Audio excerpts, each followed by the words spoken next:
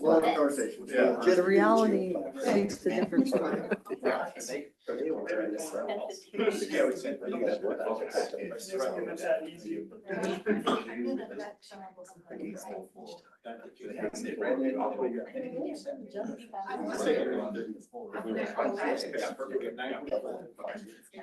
I'm gonna lose.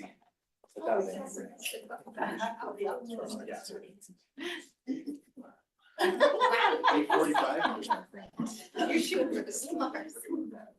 Is your friend, right?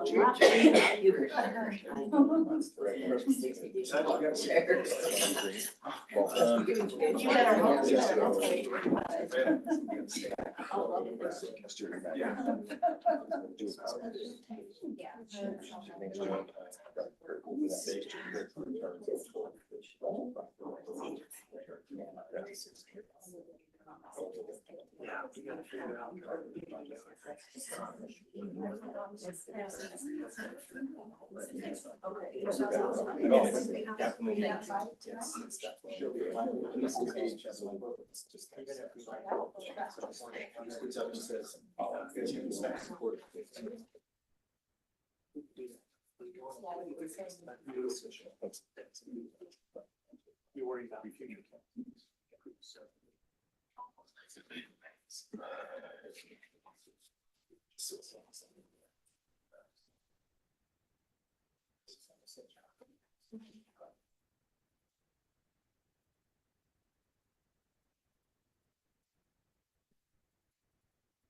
Right. We good, Alicia?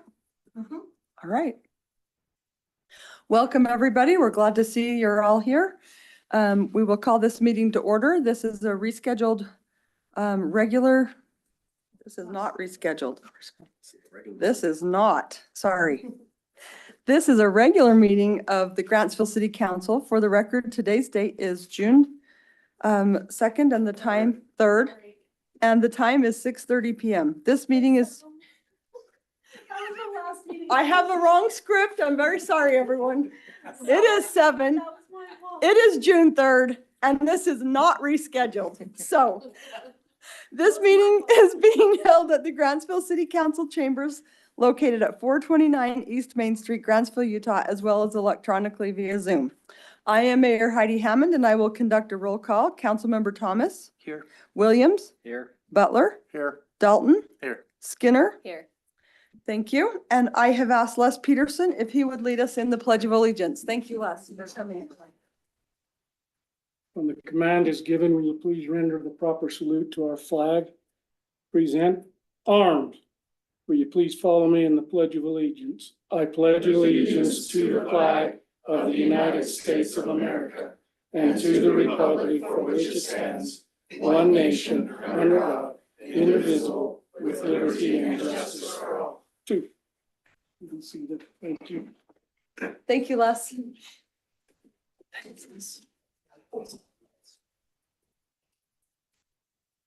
All right, our first agenda item is item number 1, public comment. And I would like to point out, if your comments are in regard to agenda items number 5 through 9, those are public hearing items, so we will address public comments during the presentations of those items. So if you have any other comments besides things that are related to items 5 through 9, we would invite you to share your comments, and the floor is open to bring your concerns to the council.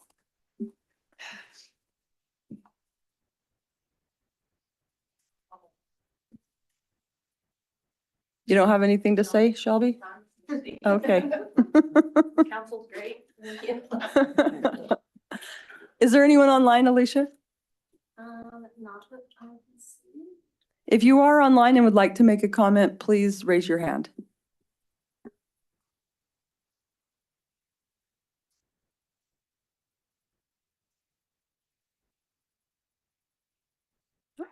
All right, we will close that item. Thank you. Our next item is summary action items, the approval of minutes from the May 18th, 2026 City Council regular meeting. Does anybody have any corrections or concerns with the minutes? Mayor, I make a motion that we approve the May 18th city council meeting minutes. We have a motion. Is there a second? Second. We have a motion by Councilmember Butler and a second by Councilmember Williams. All in favor? Aye. Thank you. Next is the approval of the bills. Does anybody have any questions or concerns with the bills?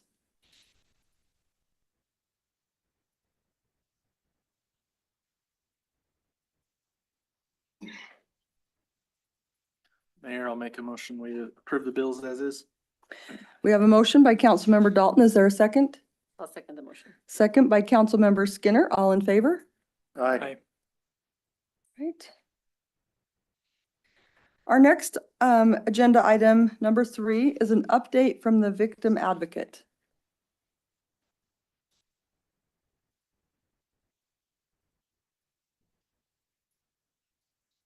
All right. Mayor, council, thanks for letting us do this, take a short period of time. But we are funded through VOCA partially, and we are required to give 2 updates to council annually. The last one was the annual report, and that was a written notice. We had a section in there. And this one will just take some time, and I want to go over some stats and then let Delia say some things and introduce some interns that we've picked up. So just some numbers. In 2025, they served 465 individuals and provided 2,982 services. So far in 5 months in 2026, we served 495 individuals and provided 2,148 services. So then what we did is the last time we were here, and Delia is going to speak with this, we had a part-time that we picked up on the VOCA, and we needed that full-time, but the funding wasn't there. So we did have an office of 21 officers slotted, so we took one of those positions, and we had deficiencies. We have deficiencies all around the police department, like much of the city staff, other departments do. And we divided that up and moved Vanessa to full-time, and that's why you see the work was there, and that's what I saw, and that's what Delia was talking about, because we've surpassed our numbers in 5 months since last year. And then we had our records clerk moved from part-time to full-time to help with that management. And then we assisted some other departments with a part-time mechanic and things like that. But exciting news from Delia, but I wanted to introduce from BYU, we have 2 interns this year, Sarah and Jenny. And Jenny's on the left and Sarah's on the right. And then they've passed the 40-hour background, 40 hours of training, and they're starting to serve victims. And our other is from USU, and her name is Melissa, and she'll be coming in the fall. But Delia, I want to she's a coordinator, and she's identified some gaps within the county, not only our victim service program, but the county, and we're using the interns to fill those gaps. So our program is expanding and helping the entire county. So. Yeah, last time I was here, I was alone trying to take a bunch of calls throughout the county. People were referring to me, and so I was kind of getting close to that burnout stage, but now we've been able to get some help with Vanessa, our full-time advocate there. That's Vanessa Knickerbocker. You'll see her around. So our interns here are helping with the county justice court. They do have an advocate there with the city for Tooele City Department. And then up at district, but anybody outside of Tooele City has no advocacy at the court. And so the judge and the prosecutor said that they could use our help. So now we're making an effort to go out there and help with protective orders and notifications, which is in the victim's rights. So it's in the statute by law that they need to be knowing, what's going on and their options within the justice system process. And so Sarah will be over there helping with that. And she's excited and we're excited and we're starting to work towards that. And so victim services is growing and it's needed. So. Anything else? No, you're doing a great job, Delia. Thank you. Thank you, Delia, and thank you to the interns and Vanessa, thank you. Thank you all for the service you're providing, not only to our city, but to the county as well, it sounds like. So we appreciate You're your welcome. efforts. It's our pleasure. Thank you. Thank you. Any questions? Other questions? Okay, thank you. Okay, item number 4, consideration of resolution 2026-40, authorizing the addition of a solar energy component to the wastewater treatment plant capital project and authorizing the use of bond proceeds for solar development. This is just exploring one of the ways to reduce the operating costs of our wastewater treatment plant. The introduction will be given by our city manager, Michael Rozier, and then we will have a presentation by Bill Com, a solar consultant. So it's Bill Como. He Oh, actually, sorry. I think we had it written on there wrong. He's used to work for Rocky Mountain Power and over their blue sky grants. And so he is very familiar with those and Nick Jenkins is the one that's actually put us in touch with Bill to try and work out this option, because we were talking about costs and the council's been really concerned, as staff is, about the cost of the new sewer treatment plant. And so there's two factors to that cost. There's the bond amount that we have to pay back, and then there's the operating costs. So those are the two factors that we can try and reduce on so that we can reduce rates. So this one would be more concentrated on the operating costs right now. So the projection, and Bill will get more into that, is the cost when the plant comes fully online is going to be around $500,000 a year in electrical costs. So a very large amount of that is what the residents will have to bear. And so the idea is to try and reduce that significantly. Right now, the city has an opportunity to get a grant, as well as try and secure a solar tax rebate from the IRS to help offset costs if we follow through. Because right now, tonight, there's no commitment for the city to use the funds or to commit to putting solar in there now. Tonight would just be us looking at the opportunity, applying for the grant to see if we would be accepted into doing that, and really just securing the option to get and apply for the solar tax credits, because those are going to expire soon. And we have a deadline for July 4th to secure the right to go after those funds. Not that we're actually going to do that. So there's no commitment tonight, except for the fact that we're going to look into that. And there's specific requirements that we have under the resolution to do that. And so a lot of those questions, Bill will kind of walk us through. And I definitely recommend asking him any questions, and he'll walk through the different options, because I asked him to provide different options of solar. And there's a component of solar and a battery here that will reduce the actual operating costs of the plant with a solar set. So that way the cost drops. We can then utilize those funds to either reduce the rates or make a change in that. And he'll explain kind of the amounts of that. And so, Bill, I'll turn it over to you. Right. Well, thank you. Appreciate it. Are there slides that they showing? Yeah. That's up to you, as long as you all can see them. Oh, there we go. Perfect. Okay, so I was asked to do a feasibility analysis for a solar and battery project, specifically to see if it would be feasible to have significant cost savings for the city. I did a high-level analysis, and what we found is your annual baseline bill after the project is up and running, your wastewater treatment plant, is around $540,000, which has a peak demand of 1,071. A project with the solar and battery has the potential to has a 20-year savings range of around 5.5 million. If you can take advantage of some of the IRS tax credits and the grants that are available. What I'm going to cover today, and for brevity, I'll go fairly quick. So please slow me down if there's areas you want me to cover in more detail. A lot of the materials are really here in the slide. So what I have here for the agenda piece is that, go quickly through the federal tax credit opportunity, the financial analysis, the preliminary one that was done that shows that may be a good economic opportunity for the city. Talk about a decision framework. There's really 3 go, no-go decisions all the way until the last one, 4th, that takes you sequentially to get closer to make an informed decision that even takes you through engineering. The first phase that we're in now is no cost. It's just about going after the grants and seeing what the opportunities are.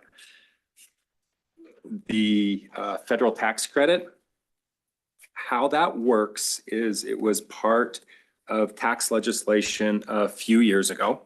And what it allows, one of the gaps that was identified was that nonprofits and governmental entities couldn't take advantage of the tax credit opportunities. That was changed. So now cities are able to receive 30% tax. It's a direct pay, not even considered a credit. It's a direct pay. And how it works for municipalities is that it's straightforward, that basically the city files a standard tax return and receives a check from the IRS, just like a tax refund. There are some requirements that the city must reach, which is really the timing for today. Part of that is that if a solar and battery project isn't part of a project that has already started prior to July 4th of 2026, you will nobody will qualify for it. So this just gives you the opportunity, if you move forward, to be able to qualify for a 30% direct pay from the IRS. The different sizing scenarios that we looked at was a solar as low as 0.5 megawatt. And then we went as high as 1 megawatt. We kept the solar in the big scheme of things. That's actually a fairly small project. Your usage could go larger, but the economics really pushed it out where I'm not sure it didn't really make sense.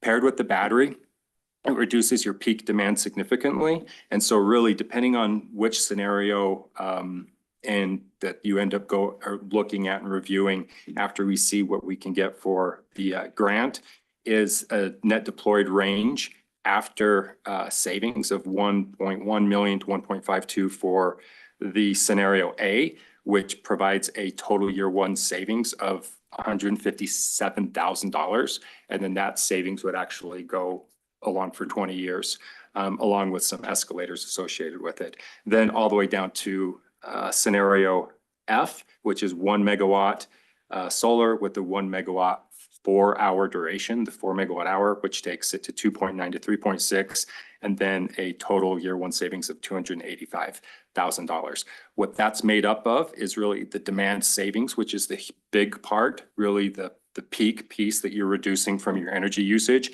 There's an energy arbitrage piece where you're charging the battery during off-peak periods, so lower energy costs, and then you're discharging it during expensive periods. So that's what the energy arbitrage piece is. And then the solar energy offset per year, that's where the total savings come from. Any questions on that before I move on? The net deployed range is the cost of the solar, right? And the battery. That's And the total battery project. together. Yep. Total project, okay. Mhm. And the financial analysis that was performed, it used mid-range pricing. There's low, medium, high. This, when we looked at it, it looked like mid-range would be a good starting point for the desktop exercise. And the assumptions that went into this, I'm going to go through them really quick. So the battery pricing used national NREL data, SIA and Wood Mackenzie. The solar pricing, NREL and Lazard, it's established. Federal ITC, the direct pay was 30% on the gross, minus the grant. The tax credit only is for the amount after the grant. So what the difference is. The utility grant of $1 million, demand response incentive a year, $80,000. The demand response program has been around over 20 years, and there's just more need going for the future for demand. So that's a big piece of the savings there. You have the electricity escalation, battery O&M is in it. We have solar O&M as a part of it. The solar production was about 2,000 megawatt hours a year.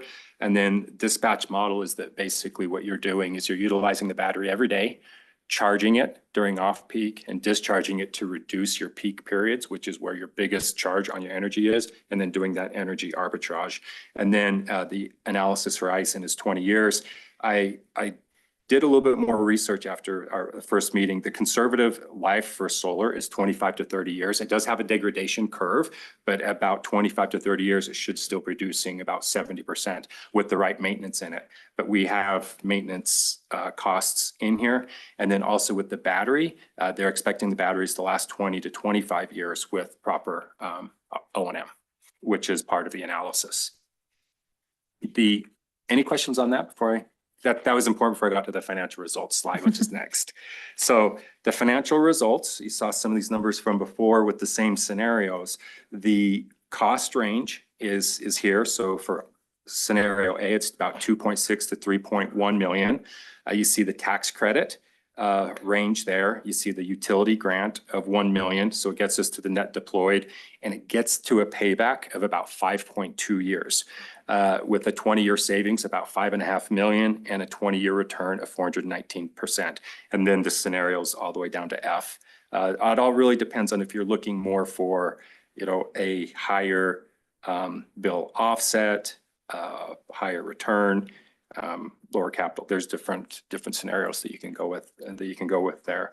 I will say that it is important. This analysis, desktop analysis, the next step would be if you decided to move forward and go after the utility grant, then you would go into doing advanced engineering, and then there's a cost with that. But then that will tell you, that'll tighten up the numbers, and I was pretty conservative, so there's a good chance they could even be less. So the payback could be better. The decision framework is really that phase 1 today is just whether or not you're interested in applying for the utility grant and securing the ITC eligibility. Phase 2 is that once the grant goes through and if you're given one from Rocky Mountain Power, redo the analysis based upon the amount, and then you have a go, no go after that, which is to fund an engineering study that will really determine help with the project cost to get it to more refined. And then the phase 3 is where you do the advanced engineering and you do update the analysis. And then after that, you can choose to go or no go. And if you like it, you move to phase 4. If you don't, you just stop at phase 3. And then phase 4 is just full project approval and construction, where you start, you order long lead time items and move forward with the project. These types of projects, probably typically a year to 2 years is how long they take. If once engineering is done, it's usually about a year, and it's usually because of long lead time materials. And that's the majority. That's what I have. Any questions? My concern would be space down there and where would we put it and how far away from the plant it would be. That would be one of my first concerns. About how many acres would a MEG solar array, how much would that take? Approximately 5 acres. A half megawatt would be about half. Yeah, and that would half be of on the that. north side of the property there. We have found a spot that would be that 5 acre area. There's not so much. North of the wetlands plant? of the lake. Yeah, Directly north of the plant? yes. So that would Well, prohibit us. north to the right of it, because there's that area there that's right there. The biggest concern is there's a lot of wetlands in that area.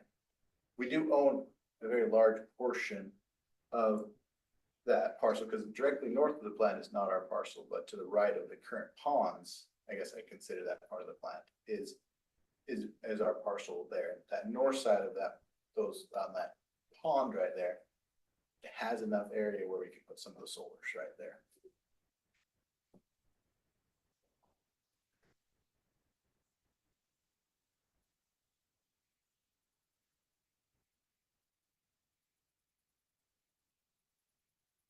Would that create any issues with any future expansions we would need with the sewer treatment facility?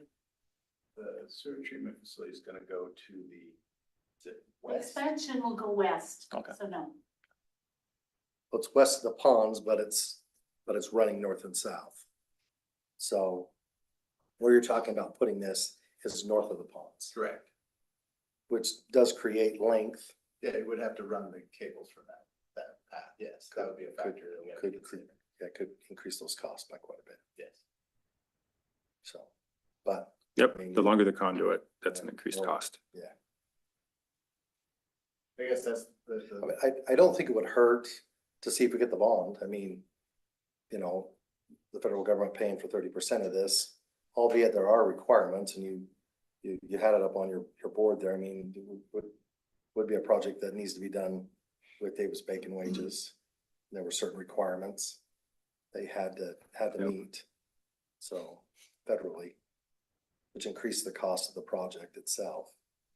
But My understanding, phase 1 and 2 don't require us to put out any money. It's not until we get to the actual engineering that we would have to put the money, then would we put money. That's correct. So right now, we're just seeing if we could get it. And then we would actually go back and decide if we wanted to. Yes, we'd bring it back to council and Right. say, we got the grant, we secured that, how does council want to proceed? And then, yeah, but I guess it's into phase 3 where we actually find more, I guess, Yeah. actual numbers of what it would Because look we'd have to like. get the We'd have to get engineering the done study. on it. You'd be out the engineering cost too, Right. to see it at that point. I don't think there's any harm in applying for it. And if we have, when we can just decide, it sounds like a savings overall. Sounds like electricity is going to be a big cost for the plant.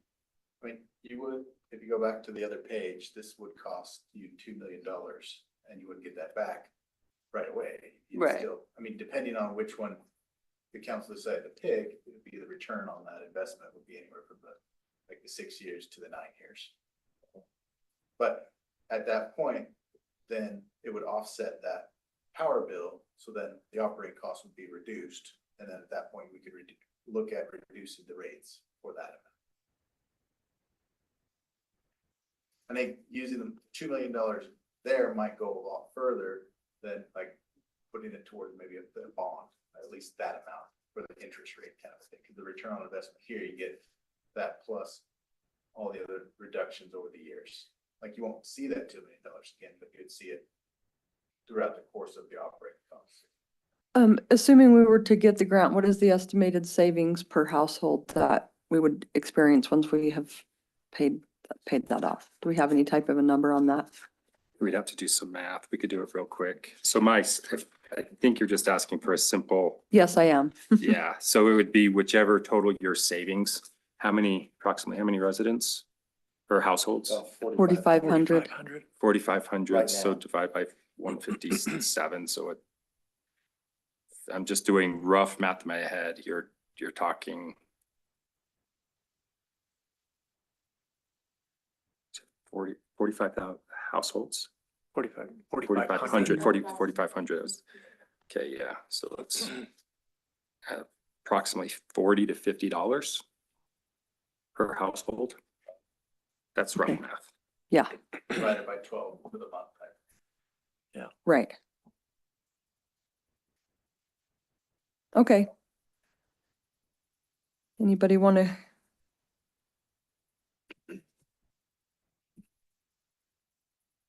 Yeah, I mean, I think we put in, I think it doesn't hurt to see what it looks like. I agree. And if overall it's gonna eventually reduce the sewer rates for the city, then I think it's good. That's my thoughts.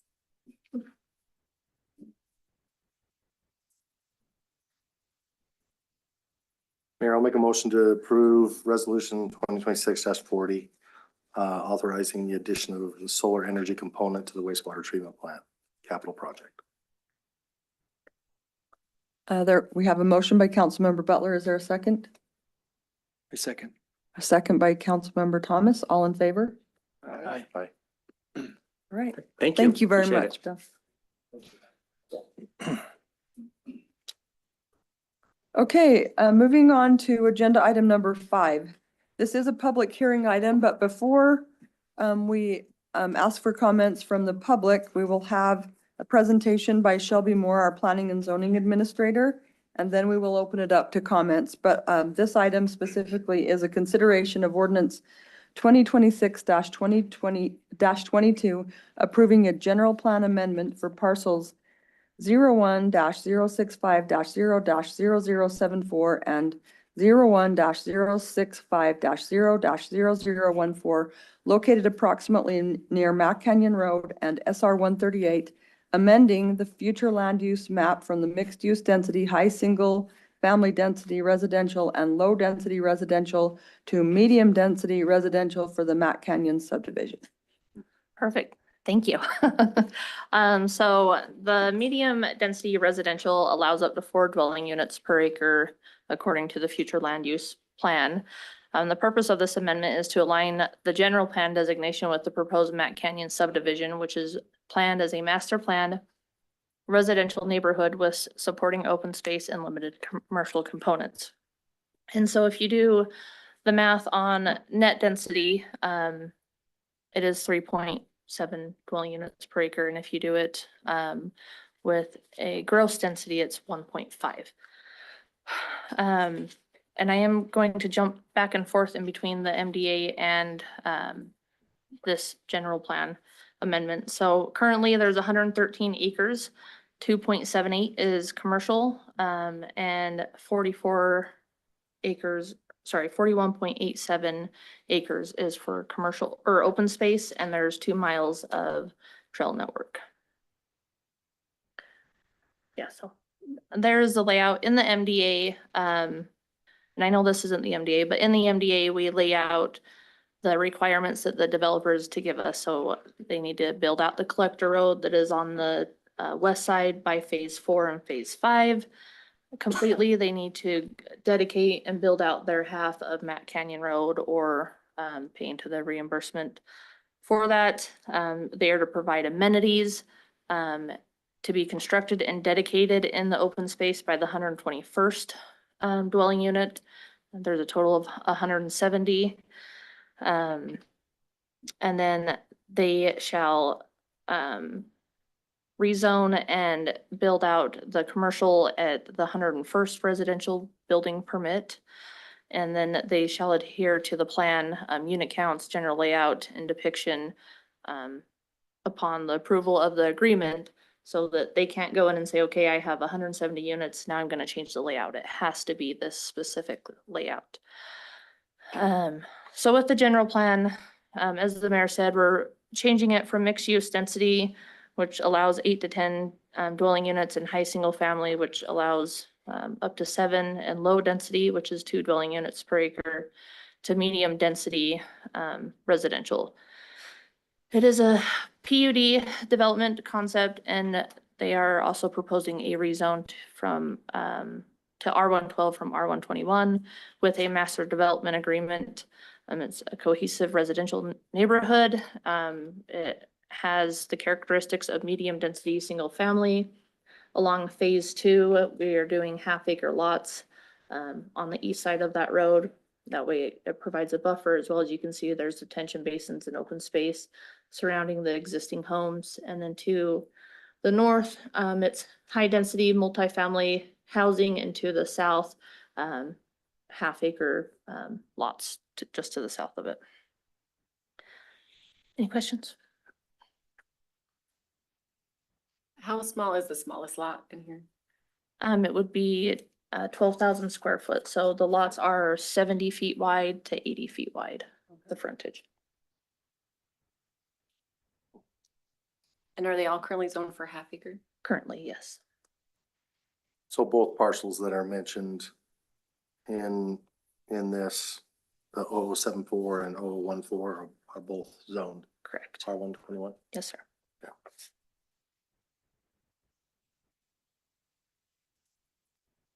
Yep. And if we talk about the zoning, to the north of it is RM7, and to the north south is a mixed use. With a both of those parcels have a PUD on them.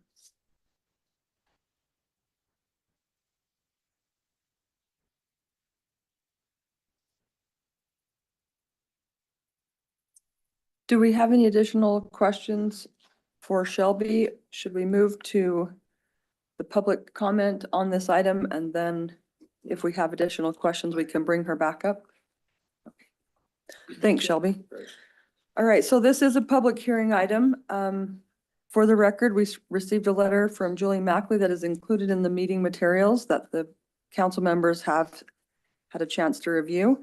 And if there's any other members of the public who would like to speak on this item, the floor is open. And if you're online and would like to make a comment, you're also able to do that by raising your hand, and when you're called on, you can speak as well.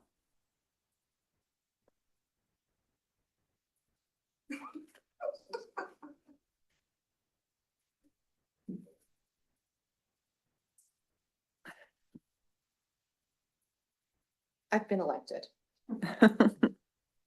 Please state your name for the record. I'm Julie Meckley. There's, all right, thank you. You received my letter. I'm confused about Shelby saying that to the south of it is a mixed use. That's actually 1/2 acres. And in the square, that's actually 5-acre lots. And then to the south, I guess that would be east. Those are all 1/2-acre lots also.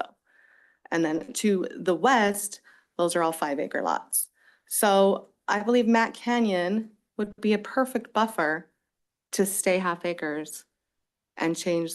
I mean, we can't do anything about the RM7. It's already there and it's already approved. The planning and zoning meeting said that we needed more parks, which the subdivision above this that's already approved has parks. It also has commercial, which they said we needed a commercial to buffer the residents from the highway. And all of us 1/2-acre lot people are already sitting on the highway. So unless you tear down our houses, that's not going to really buffer us from that highway. Changing the general plan, I guess this is just about the general plan. So changing the general plan to align with a subdivision, because there's 3 different zones, I guess, on the master plan, but they're not zoned that way. They're already zoned 1/2 acres. So even though it says on the master plan, this is commercial and this is high density, they're not zoned that way. And there's already houses there, so they can't be changed. So I guess I'm asking for the master plan to stay as it's already consistent with what it's already zoned for. And I guess I'll just address the zoning on the zoning part. Thank you. Okay.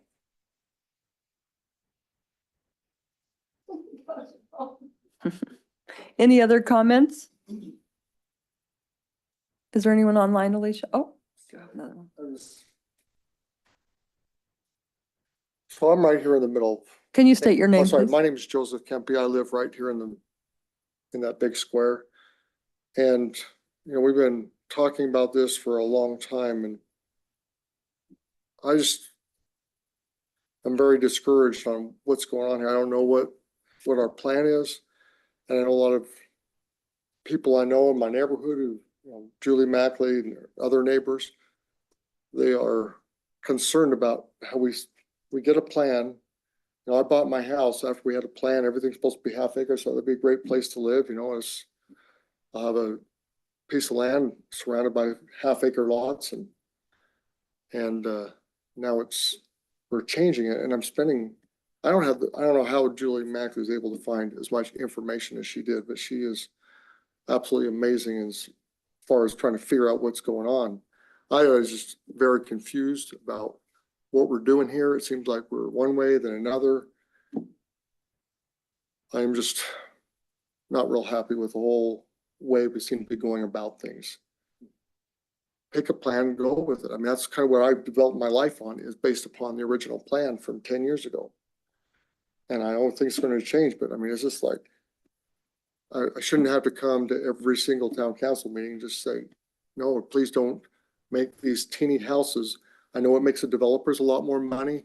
It helps bring houses in that are cheaper, but we end up with, you know, I drove through Daybreak a few years ago, and that is a horrible place to live. I would never want to live in any place similar to that. I'd rather live downtown New York than someplace as crowded as that is. And it seems like that's the way we're heading. Small streets, people are trapped in there. You got to get to work. You know, there's 5 people on the road, but it's a traffic jam. We don't need that kind of stuff. And that's not the way it was zoned when I moved in here. And I'd like just to keep things the way they are, you know, build 1/2 acre lots. Stop changing plans so frequently. And if we want to build parks, let's buy the land from the developers and build a park. Don't have them put in something shoddy and raise the taxes for everybody that already lives in the neighborhood. Let's decide what we want to do and let's make it happen. Don't just have the developers always telling us what they want to do. Anyway, no, I'm rambling, but I'm just really confused at what's going on here. So that's all I have to say. Thank you. Any other comments? Is there anyone online, Alicia? Okay. Have Rick's iPhone, I'm assuming it's Rick Barker's, but. Hello, Rick Barchers here. Property rights were originally designed to prevent encroachment. The people that live in an area have a right to know what's going to be next to them. That's what property rights were designed for. I know that developers have kind of turned that around and put it on its head, but that is what they were originally designed for. I know we've had a lot of discourse about the size of the lots in that specific area and what people expect. If you're going to vary from the general land use plan, and go against what the people have already said that live in that area, you're braver than me. What it is next to, what's a half a mile away, what store you can walk to, RM7's over here and this and that's in the other place, that doesn't matter. The general land use plan is what stands supreme in the eye of the people. The people have put a lot of effort into that. There have been a lot of people attended a lot of meetings to create the plan that we currently have now. So one other point. If you change the zoning and this developer decides he wants to do something else, like sell it, you're stuck with whatever you get it zoned to. So that's kind of what happened with this development over here on Work. I can remember sitting in the planning and zoning meeting and discussing the houses that were going in there on half-acre lots, going over the plans. And guess what? Another developer wants to do something else. So he's trying to get the zoning changed. Well, if this zoning is changed and there's another developer, guess what? The zone, you're stuck with whatever you zone it to. So if you're going to do it, I would do it PUD. I would not change the zoning. I would do it to begin with anyway. Thank you very much. Thanks, Rick. Any other comments, Alicia? We do have Ed Barola on the line if he wants to comment.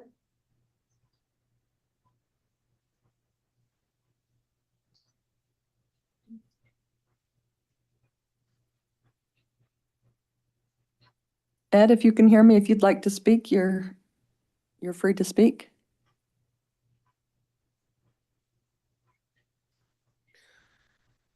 I know, he's probably struggling. Just gotta unmute button. Yeah. Well, if you're okay with it, Mayor, maybe we can wait and then he. Okay. And move on. Yep, that'd be fine. Okay.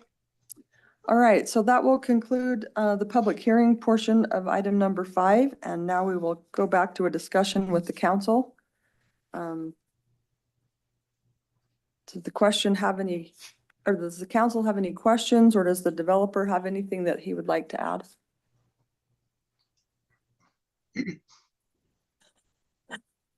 Thank you for letting me come tonight.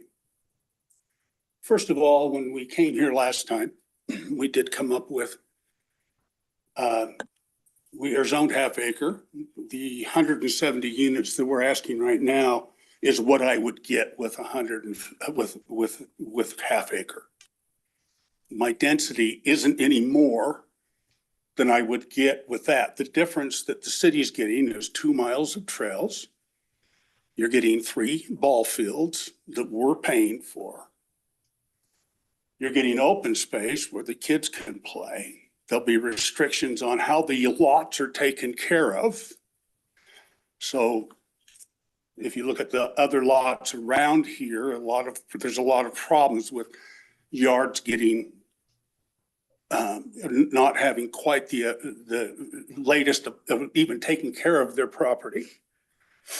So what we did is we decided we'd come up with an area thing where we would have the exact same number of lots if it was half acre. If you tell us tonight that you don't want this, we're okay.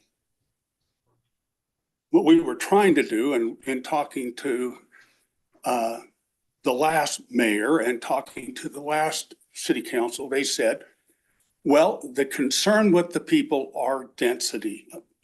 If you want me to go half acre lots, I'll do that. The difference is you're not gonna have any open space except what you're requiring me to do, which will be as little as I can possibly do. If I can put a lot. What? Yeah, she said right there. Anyway. Do you mind holding for just a Sure. moment? Okay. Go ahead if you'd like to speak. Ed. Okay, Ed, can you unmute or can you speak? Who's that talking? Somebody over here on the, sitting over there. Ed, we can hear you. Would you like to speak on, would you like to make a comment on this item?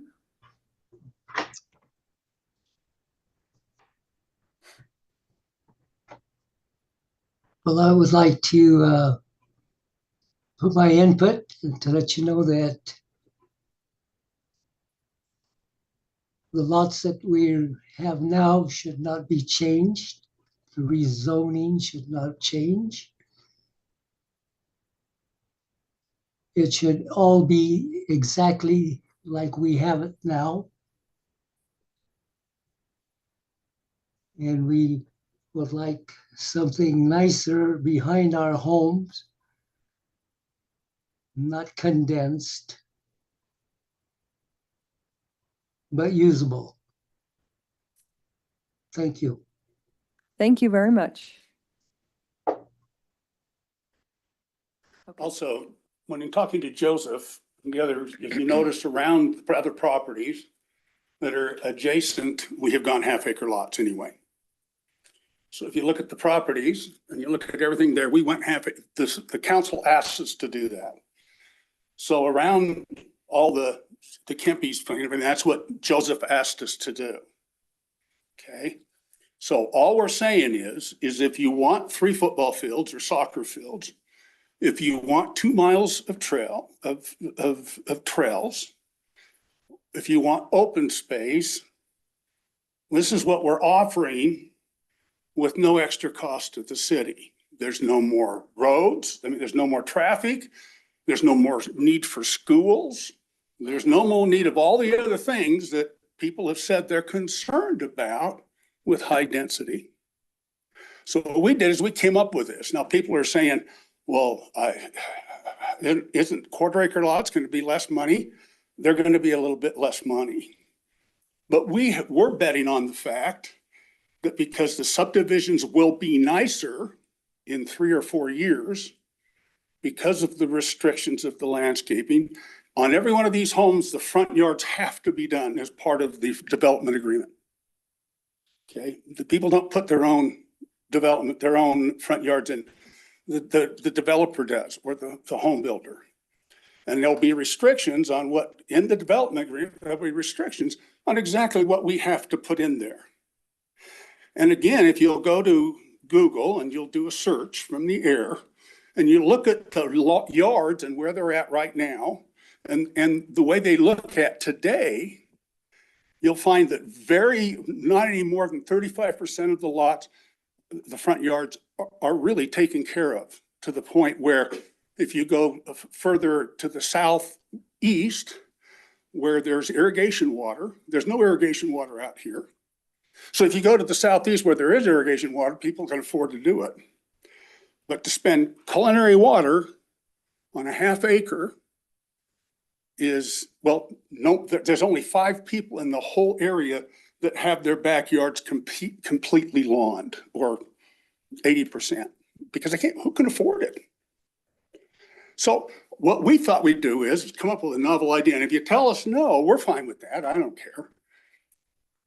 We just thought this would be pretty nice for the city.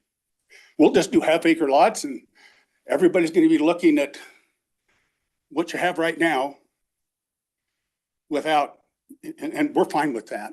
We'll make just as much money as if we did that. We're just trying to, frankly, do something that people would rather have. I'd rather have in my backyard a place for my kids to go play than to not have anything at all in my backyard. That's not, then I don't have to take care of my backyard. So but when talking in the past, half-acre lots next to all existing subdivisions. Okay, no more traffic, no more density. And the only reason why we're doing this is right now it's an 8-month situation to do a PUD by the time we do it. Tonight, if you rezone this, there's a development agreement you're going to pass on in just a minute, hopefully. And if you do that, anyone that buys it after this or anything else can't do anything different than this plan. They can't change it without coming to you. They can't put any more units in unless they come to you. So I appreciate you listening to me. If you have any questions, I'll be happy to answer anything. I know somebody mentioned storm drain management was going to be an issue. Is that? If you notice that we have probably 50% more storm area, and because it's open space, we don't have to put the deep holes in. In the areas there north of where you see the ball fields there, and in down here you see the open space there north of the Kempies. Those are all open spaces, and instead of being big holes, there'll be indentations. But they'll only be indentations if there's a 15, 20, 30-year storm. Then it will dry out. Everyone will go back to normal. Not the big holes. Yeah, and through phase 5, the majority of that is the riverine that you can see. And so that's where the open space is. And I mean, that's where that water is going to be captured. And you can see there's 5 retention, detention basins on this entire project. I know traffic was one you already talked about it, but you're saying it's the same number, same Same number numbers. of lots. Either way, Regardless of- same numbers. We now have to put the road in to the west, which is, for us, it's about $2 million. And we've done that because and we'll still have to do it. It's your requirement. But again, if we do it this way, I can do what I'm saying I can do. If you don't want me to do this, you'll say no tonight, and then in the next 3 weeks, we have plans. In the next 3 weeks, you'll have half-acre lot plans without parks, without the open space. And I don't care. I mean, I care because I think this will sell better. I think it will look a lot better if you look at what's out there now. So, thank you. Shelby, I'm sorry, can you tell us again what 2 parks, the soccer fields, what else did you say was going to be in there? So there's 41 acres of open space with 2 acres of trails. So you have the 3 soccer fields, and then you can see in these yellow areas, you're gonna have like tot lots and things like that. Okay. And he'll have to provide us like a park layout so that we can look at it, and it has to be equal to the value of the park impact fees. So if he comes in short, then he'll have to adjust the remaining amount and pay the park impact fees. And then I do want to point out the collector road on the west side, which is 94 feet. Paul is dedicating all of that land and building it entirely out. If he is not required to, and so he could dedicate his half, and then either a developer on the other side, which backs lots, or the city would need to come in and finish building that out. Literally, this is everything that in our last 4 years that you've said this is what you want. Everything. You wanted parks, you wanted less density, you wanted better looking, you want use less water, you want to do all this stuff, and this is it. Half-acre lots next to the Kempies and next to anybody that has it, which they're gonna get whether we do it or not. Whether do half-acre or quarter-acre lot. And all the roads are 66 foot wide. Yes. Except for the bigger ones. So we really tried to give the best of everything.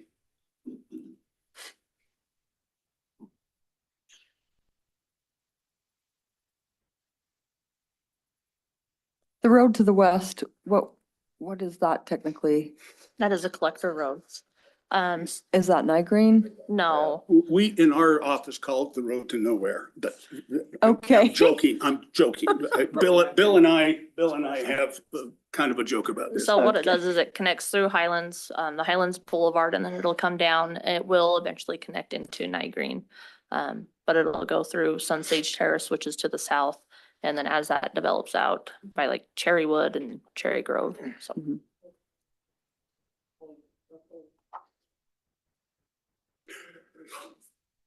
Shelby, can you update us on planning, or Shelby or Rhett? If I missed it, I'm sorry, I looked for it. Can you just update us on, planning and zoning's comments? And then maybe show us the future land map for this area, what it is right now. Yeah, do you want to scroll to the future land use? So this did come with a positive recommendation, from, Planning Commission. There were concerns because there is no irrigation, how to reduce the water and how we can save water. There were comments about, the traffic, and they questioned, if there would be increased traffic or not. But with the explanation, he's not getting any additional, density. It's going to be the same amount of traffic. So. And I don't know if Derek or Rhett was there. Derek was there. Yeah. So I don't think it was unanimous, right? I think it was split 3-2. It was split, but I don't think it wasn't unanimous. only 3 people there. Oh, One thing too, though, that got presented with the city council or planning commission was there was a clause in there that if they decided not to build or they didn't meet something, then the land would revert back to the half-acre zoning. I didn't see that in any of this. Was that still on there, or is that off the table now? Well, that's because we're doing the general plan first and the MDA will be last now instead But of, that's in the MDA. well, it was asked to be removed, so we'd remove that clause. Okay. So I believe you had asked us to remove that. Well, I wasn't on planning commission when that happened. Well, no, but they had asked for your comment and it wasn't a liked No, I didn't. thing, so we removed it. So one thing that I do have to say is, it's said that it's the same, regardless if it's half acre or we rezone it, they're gonna get the same amount of lots. I find that kind of hard to believe just because of the terrain of this land and the drainage and everything. So I don't think you're gonna quite get the same amount of lots. I think that's why this development came this way in theory, they could. If the land was perfect and everything, that's how many lots they could get. But I don't think with this land that you could get that many houses on this if they went to half-acre lots. So they are providing 41 acres of open space. If they go to half-acre lots, they only need to provide 11 acres of open space. And I know, but if you pull up the map with all the green, that's about 11 acres is all through. The rest of it's drainage and not improved open space. We'll just dig the holes deeper in the ravines. So instead of having it all open, everything will just go smaller, but we can do that. No, Yeah. I'm not upset. You gotta understand, I'm just making clear, it's not a. I'm not 41 acres upset of at all. I parks just, and green space and everything. my wife's gonna tell me tonight that I It's a was lot too of loud. drainage. I'm just normally loud. So, I'm really okay with it, whatever you said. When you said what you said last time, we made the change. And, it's okay. Density's the same. This is everything that the council asked us to do. So. And like I say, we can do it. We've already drawn it out. We can do it. It's just that we're just gonna dig the holes deeper. Instead of being open and nice, we'll just put a ravine in. We'll just put a deep groove in. We can do that. That's what everyone else does. We're trying to be a little bit gentler because that's what I am. I'm gentle. I'm teasing. I'm just pointing out, there's 31, that leaves 30 acres that is now no longer open space that they can put homes on, so. Doing the math, if we take away, all of the open space and roads and everything else, that leaves 85 acres, times that by 2 dwelling units per acre, that's still 170 lots.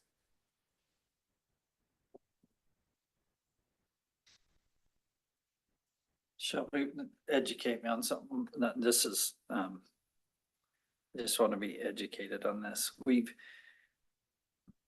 the last few months, we've relied pretty heavily on this general plan. The general plan, if this area is zoned half-acre lots, why wouldn't our general plan have this as half-acre lots? Why wouldn't our general plan match the zoning? It does. So if you actually look to the north, if you want to pull that map to the east north. The map that you're on, just pull it to the east. Anyways. This area here, I can ask you the same question. Why did you guys stop planting here? Or why did you guys stop planting over here and down here? That's half-acre lots. Because 10 years ago, we probably weren't thinking that far.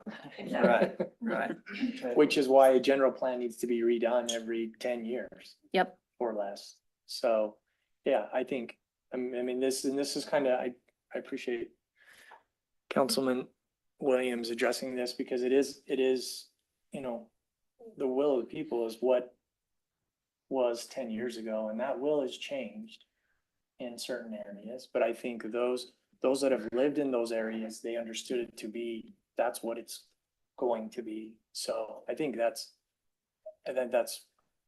where you were going, Jeff, maybe not, right? But Oh, will you pull up the other map? Sorry. You know, you were right, Council Member Thomas. Go down to that yellow one. There you go. So you can see like, you know, this is behind, we're lacking planning, but you can see to the north of it, we wanted high density. And then right behind the high density, we wanted all that to be commercial. But then we have our purple where we wanted it to be mixed use.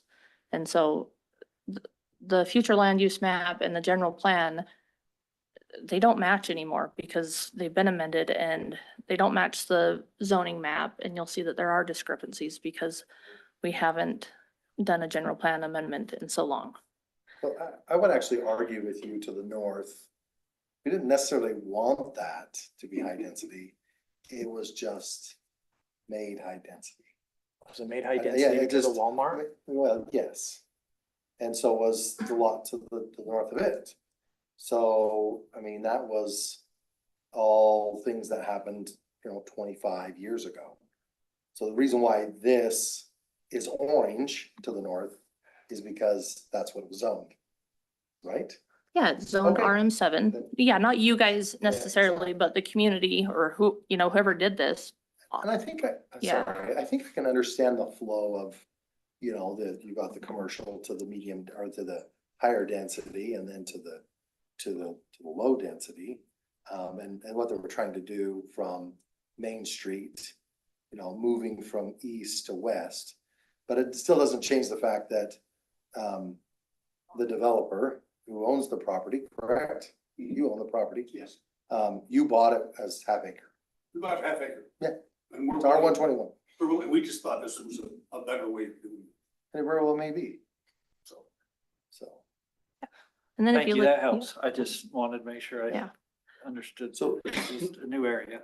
in the general plan, I mean, there's actually 3 designations it flows. Right. Now, right. albeit there's an ever so small portion of it that is commercial, right? Or mixed use.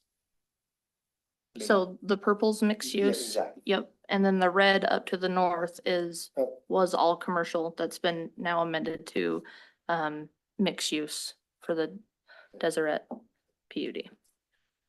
Well, that's not a PUD, that's an overlay. An overlay. Yeah, correct. And this layout has a gas station in commercial areas that meet that criteria in front, Correct. essentially, as it was designed. Correct.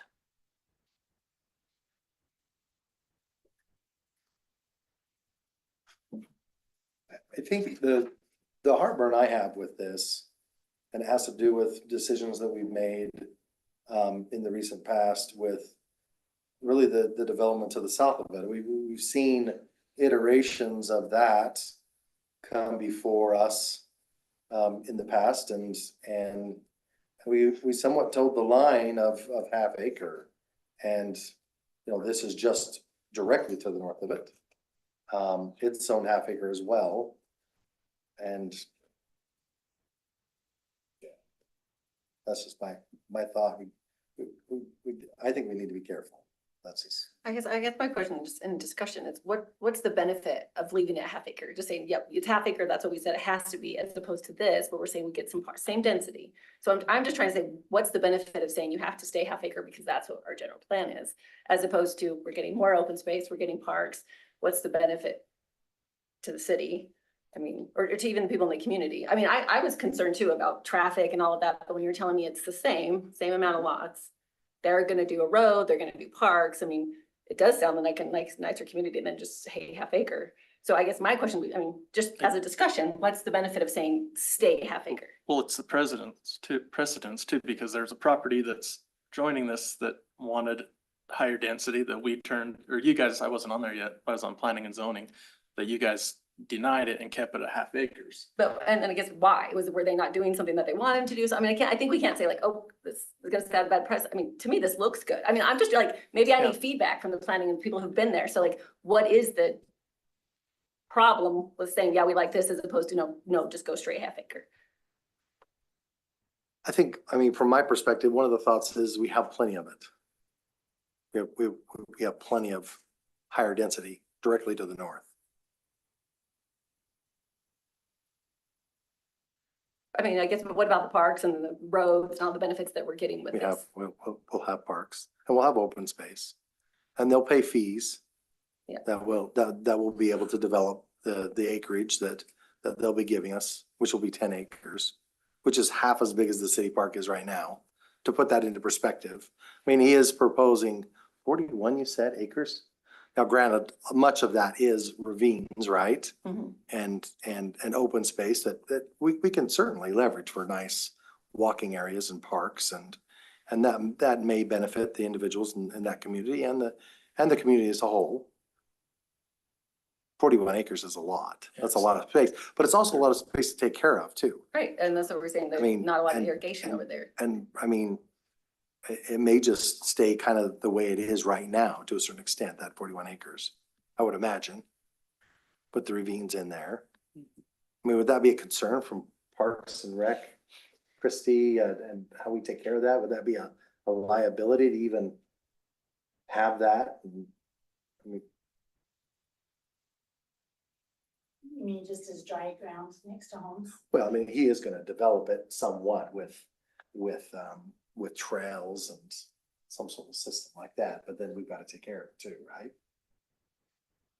That creates a, Yeah, there would be maintenance on that. Rattlesnake. what? Rattlesnake. Rattlesnake Evan? Rattlesnakes. So the other piece that we kept half acre lots, I was here, so you come off Main Street, there was townhomes. As you worked up towards the mountain, and there were smaller, this might not, I'll call them 30 acre lots, and then it flowed into half an acre lot or quarter acre and then half an acre. But as you got up there, it was our bench. It was beautiful. It overlooked the valley.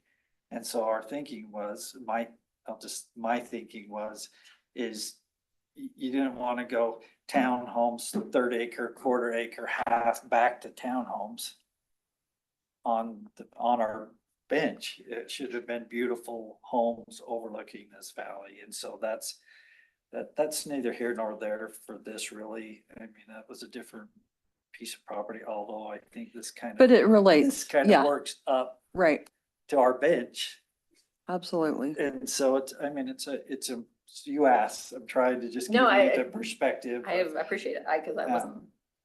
Of kind of what I was seeing, at when that decision was made, so.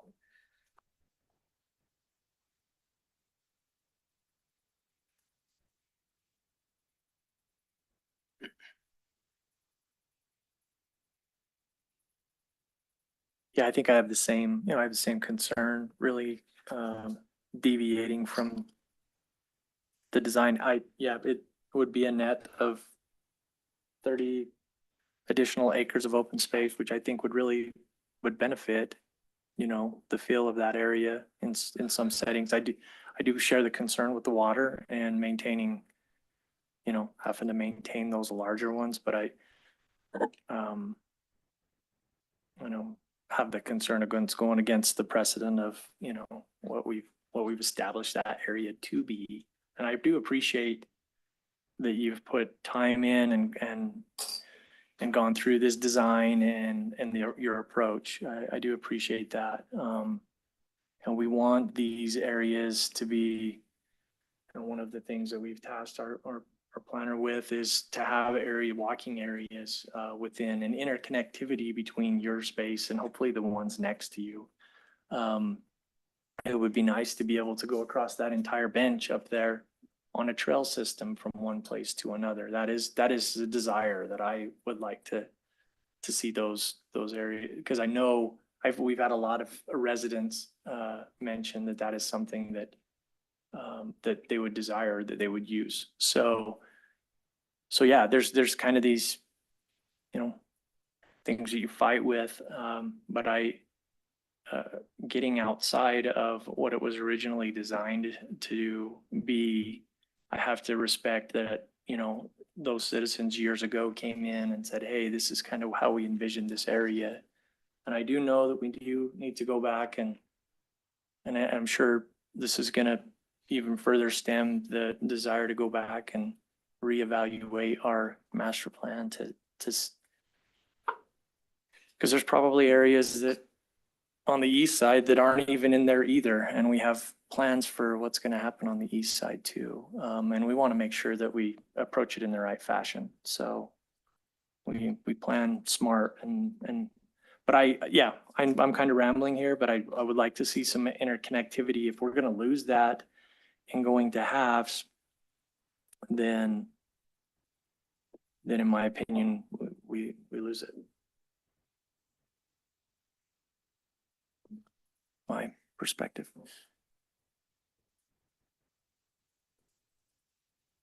Anybody else have any comments? Discussion points?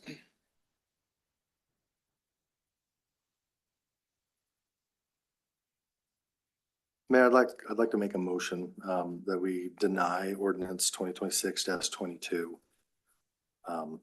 as stated on the agenda. Okay, we have a motion by Councilmember Butler to deny this ordinance. Is there a second? I'll second. A second by Councilmember Dalton. All in favor? Aye. All opposed? Nay. I'm opposed. Okay. Let's do a roll call. Councilmember Butler, Yay. Thomas, Yay. Dalton, Yay. Skinner, Nay. Williams. Yeah. Okay, thank you. Do we need to do 6 and 7 then? Yeah, how does that work with I don't think we 6 can. and 7 then? We don't need to do. Yeah. You don't need to do it. Okay. Can we? Mayor, I make a motion that we table ordinance 2026-23 as stated on the agenda. Okay, we have a motion. Is there a second? Sorry, we're tabling that Yeah. for like later. No, they're just I- not necessary now, Yeah. right? I just think we should deny it personally. I'd like to make a motion that we deny ordinance 2026-23. Okay, we have a motion by Councilmember Butler to deny 2026-23. Is there a second? I'll second. A second by Councilmember Dalton. All in favor? Aye. All opposed? Nay. Do you need us to do a roll call, Alicia, on that, or you got it? Yeah. Okay, okay, Councilmember Butler, Yay. Thomas, Yay. Dalton, Yeah. Skinner, Nay. Williams. Yay. Okay, Make a motion, we deny ordinance 2026-24 approving the MDA for the Matt Canyon subdivision. okay, we have a motion to deny ordinance 2026-24 by Councilmember Butler. Is there a second? I'll second. A second by Councilmember Dalton. All in favor? Aye. Aye. All opposed? Nay. Roll call, Councilmember Butler, Yay. Thomas, Yay. Dalton, Yeah. Skinner, Nay. and Williams. Yay.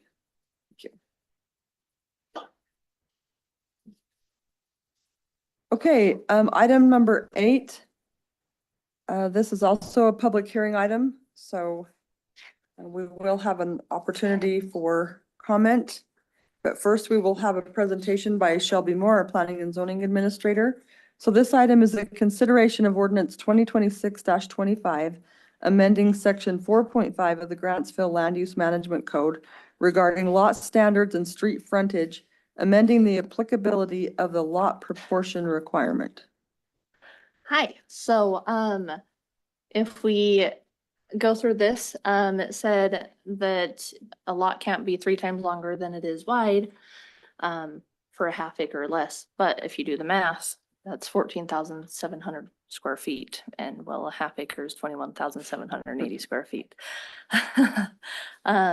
So to correct it, we, reduced it, I believe I proposed, with 14,000 square feet or less lots. So essentially R112 or less would need to maintain the 70 by 210 that it could be. Makes sense. Yeah, sounds like we're just Yeah. correcting it to make Yeah. it actually. Actually work. Okay.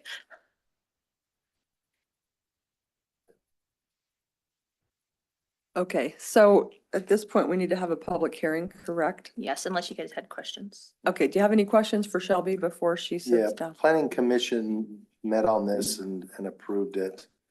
Or sent it to us for approval, with positive recommendation, not yesterday, but. It was a weeks ago. few meetings ago. Yeah, Yeah. that's right. Perfect, thank you. All right. So this is a public hearing item. If there's any members of the public who are either in person or on Zoom that would like to comment, the floor is open.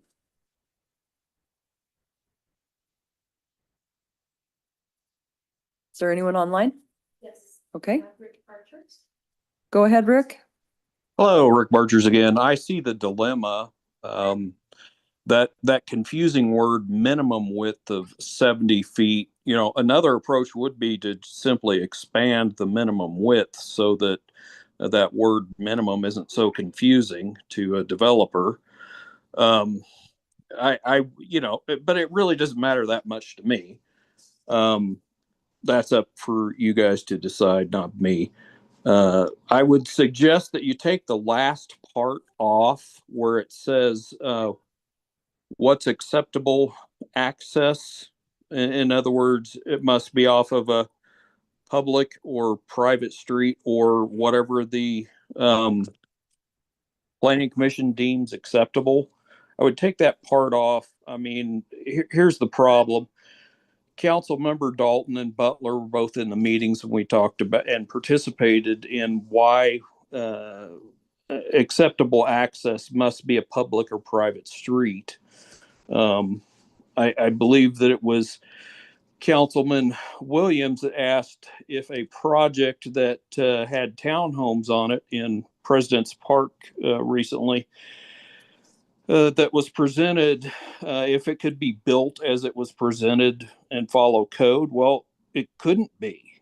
The developer said, yes, it could be built, but it couldn't be because it didn't have a public or private street to access all of those townhomes if they're divided into lots.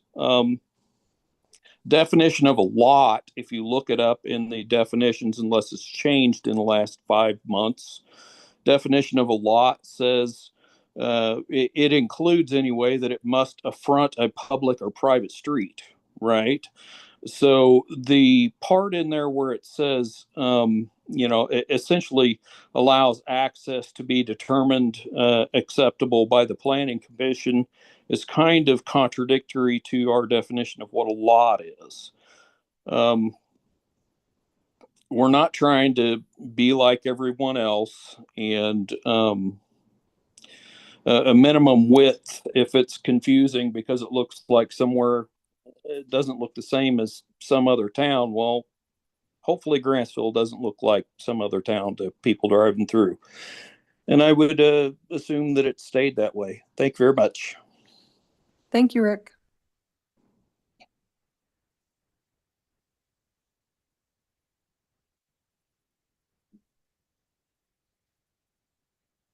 Any other comments? Online, Alicia? No? Okay, we'll close the public hearing and continue with the discussion with the council. I'm not sure what he was talking about the right of way stuff. I'm not sure what he was reading, but the code stayed the same except for we removed half acre lots and put 14,000 square feet because the code says a 70-foot frontage.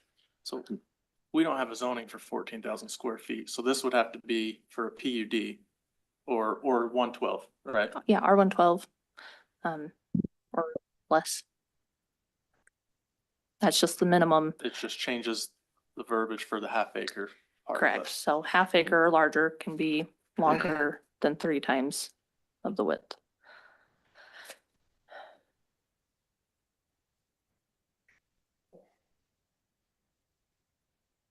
And lots that are zoned as third acre can be 14,000 square feet as well, right? I mean, just, we see that often, that lot sizes can be different Mhm. on different developments. They're not all created equal. Correct. Times. Thank you, Rhett. Makes sense. You've done the math.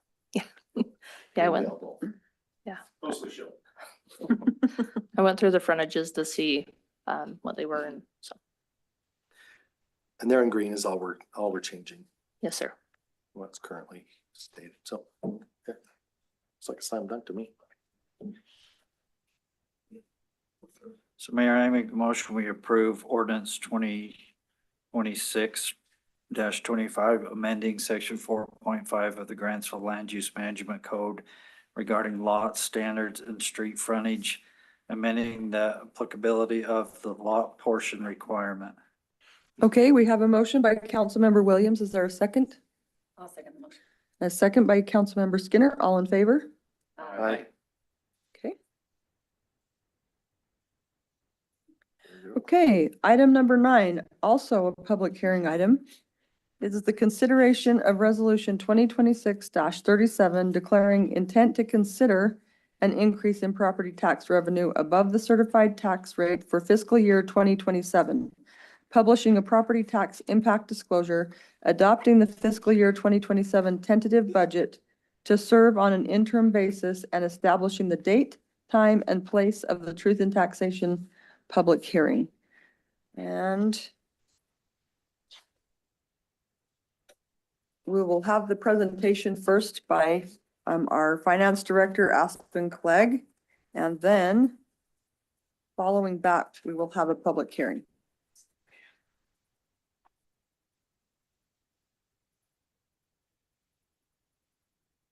Okay, sorry, I'm just getting plugged in here, but ultimately, I took the notes from our last meeting. There really wasn't any substantial changes to note.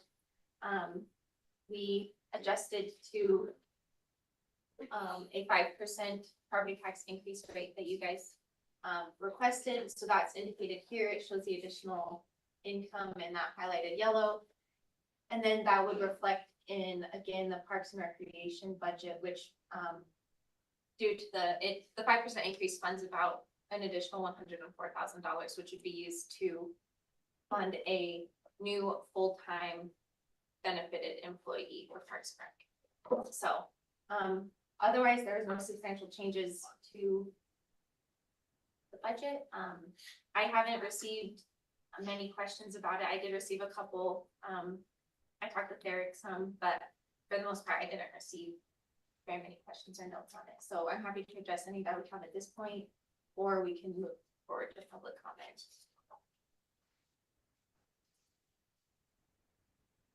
Does anybody have any questions for Aspen before we move to public comment? Okay, we will open it up for public comment. If you're online or in person, we would love to hear your thoughts. Good evening, Mayor, council members. My name is Kevin Casey, concerned Grantsville citizen. I want to start with some simple realities. Every tax, fee, and utility increase is a pay cut to the citizens of this community. Government calls it revenue. The people paying it call it money we no longer have. And that does not just apply to homeowners, it applies to businesses and every family that ultimately pays that bill. Over the last 5 years, Grantsville revenue increased by roughly 84%. During that same period, population growth was less than 30%. Think about that. The bureaucracy revenue grew nearly 3 times faster than the community that was paying for it. So ask yourself this, where did that money go? Did it go into saving or investing in a new sewer treatment plant? No. Did it go into residents paying dramatically higher sewer rates for that? Did it mitigate future utility increases or the need for future tax increases? Obviously not. We wouldn't be having this conversation. Instead, a large portion of that growth was consumed by the bureaucracy itself. More personnel, higher salaries, higher benefits, automatic raises, and additional administrative positions. More than half the city employees already earn more than twice the median income of the residents funding this government. At the same time, personnel costs have become one of the largest and fastest growing expenses in the city budget. In other words, the bureaucracy consumed that growth. Now it wants more. Meanwhile, the people funding this government have already been paying more through rising sewer, water, garbage, and other costs. Every one of those increases is a pay cut imposed on the people who fund this government. The bureaucracy gets more while families and businesses get less. The unfortunate reality is that bureaucracies are parasitic by nature, not because every employee is bad or because we do not need government services, but because bureaucracies do not create wealth for the community. They consume wealth created by others. Their existence depends entirely on taking resources from productive citizens and businesses. History and current events have proven over and over again that bureaucracies never voluntarily decide they have enough money, enough staff, enough authority, or enough power. They do not reform, restrain, or shrink themselves. And when our representatives fail us, we, the people, must do it for them.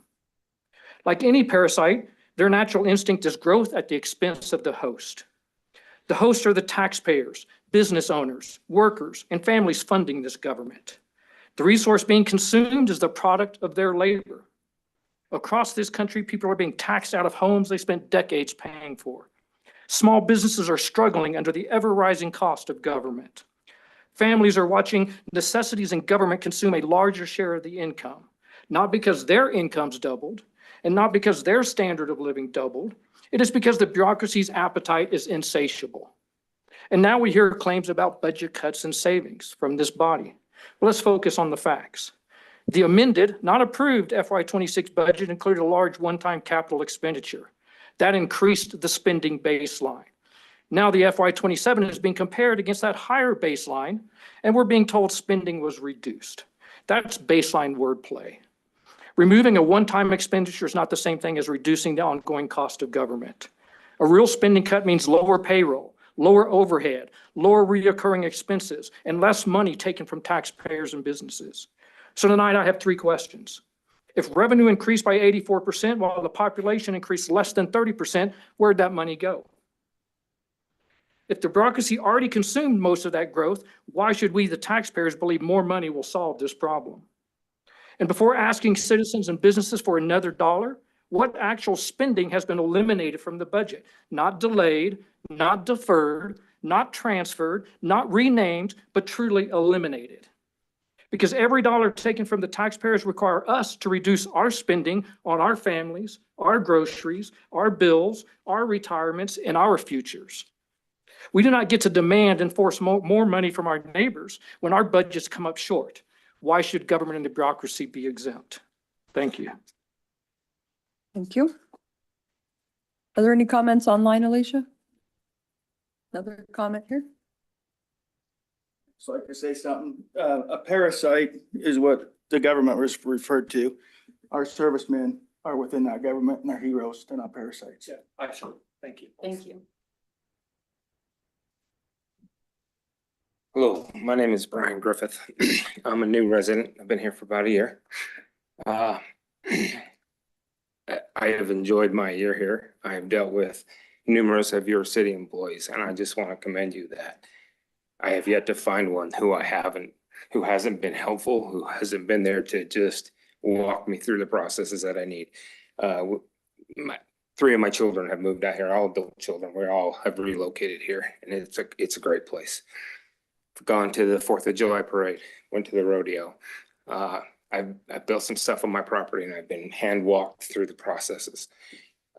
Great people. I believe that you need to compensate these people, that they need to be taken care of. They're not the best paid I've gone through, but they're good people. And so as a citizen, I would ask that you do implement the tax and we take care of our people. Thank you. Thank you.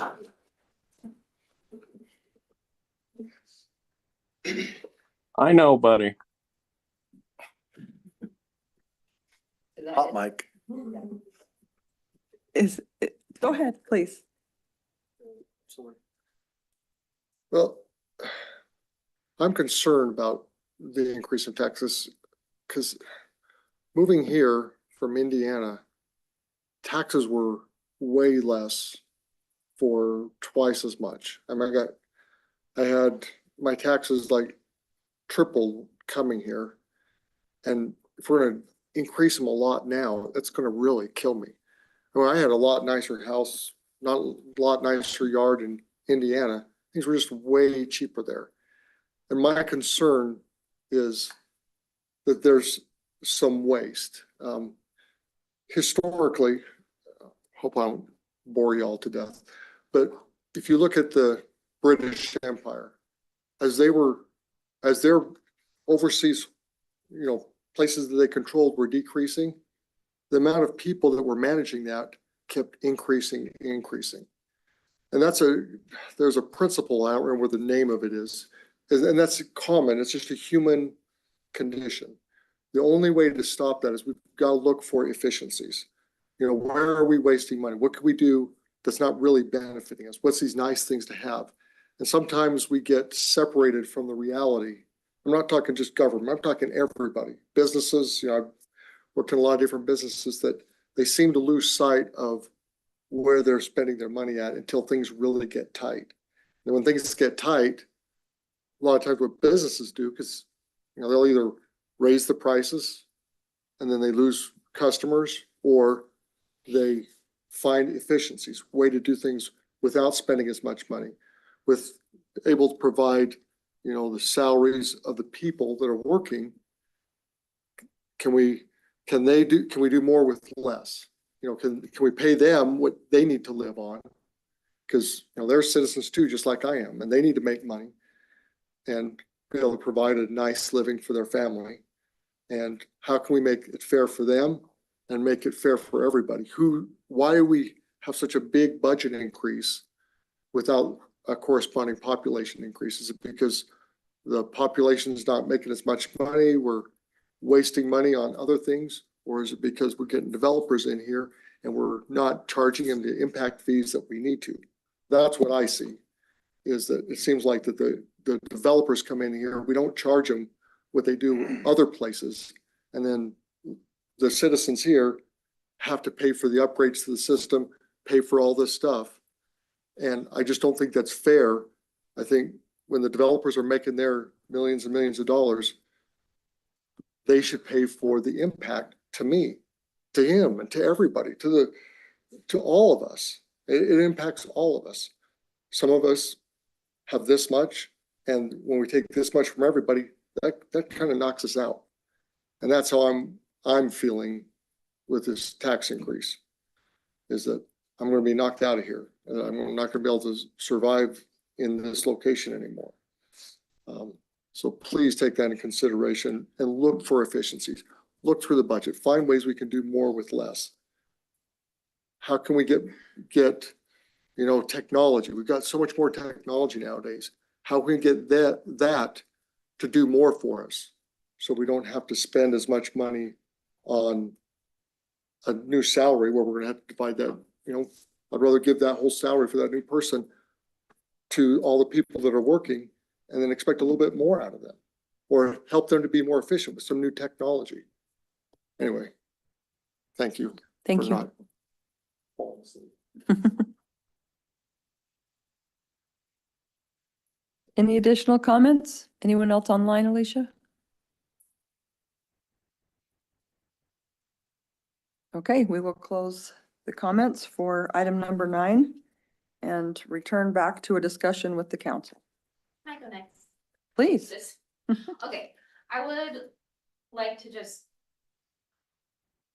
clear up some misunderstandings. So the certified tax rate 5 years ago in 2021 was 0.001901, which is actually higher than the current certified tax rate. And even with the 5% tax increase, the tax rate would still be lower than it was in 2021. So I just want to state that it would be, so with the tax increase at 5%, it would take us to 0.001436 for the tax rate for this year, which is less. So, and that's actually less than it has been in, than it was in 2024. And then further back in 2020, much less in 2019. So yeah, the tax rate has been trending downwards overall in the since 1997. And also Grantsville City did select and opt to adopt a tax rate that was lower than the proposed certified tax rate in both 2011 and 2012. So I think Grantsville City at that time was sort of self-checking and reducing property taxes in a way that they could help benefit the community at that time. And they were substantial lowerings. I mean, it was a 10% decrease in 2011 and a 16% decrease in 2012, which is significant, you know, far more significant. I mean, you know, comparatively, we're talking about a 5% increase this year, and I recognize it's an increase. I'm not downplaying that, but 16% comparatively is a substantial decrease. That was back in 2012. So I do just want to put that on the record that Grantsville has opted lower taxes, and the tax rate is, even with the 5% this year, is lower than it was 5 years ago. So What was the, did we say per household it would be per month or per year that the 5% would be? Yeah. On the average house? yeah, so on the average house, a 5% increase equates to roughly $19.94 a year, which is $1.66 a month. So that's what they would be paying in addition. So that's those costs. Could you help us understand between 2026 and 1997, what's the highest certified tax rate that Grantsville's had in that period of time? What year was it? And if we took that certified tax rate and we were taxed at that tax rate today, what would that generate for the city? Sure. So, and to be sure, the certified tax rate relationship with home values is like an interesting relationship. Choosing an average. Yes, and so, but based on the data here from the certified tax rate website, it would appear that the highest tax rate was actually in 1997 at 0.003964, which, let me put it in over here. And well, you'll be able to do it in just a second. We'll get the increase that would be. Yeah.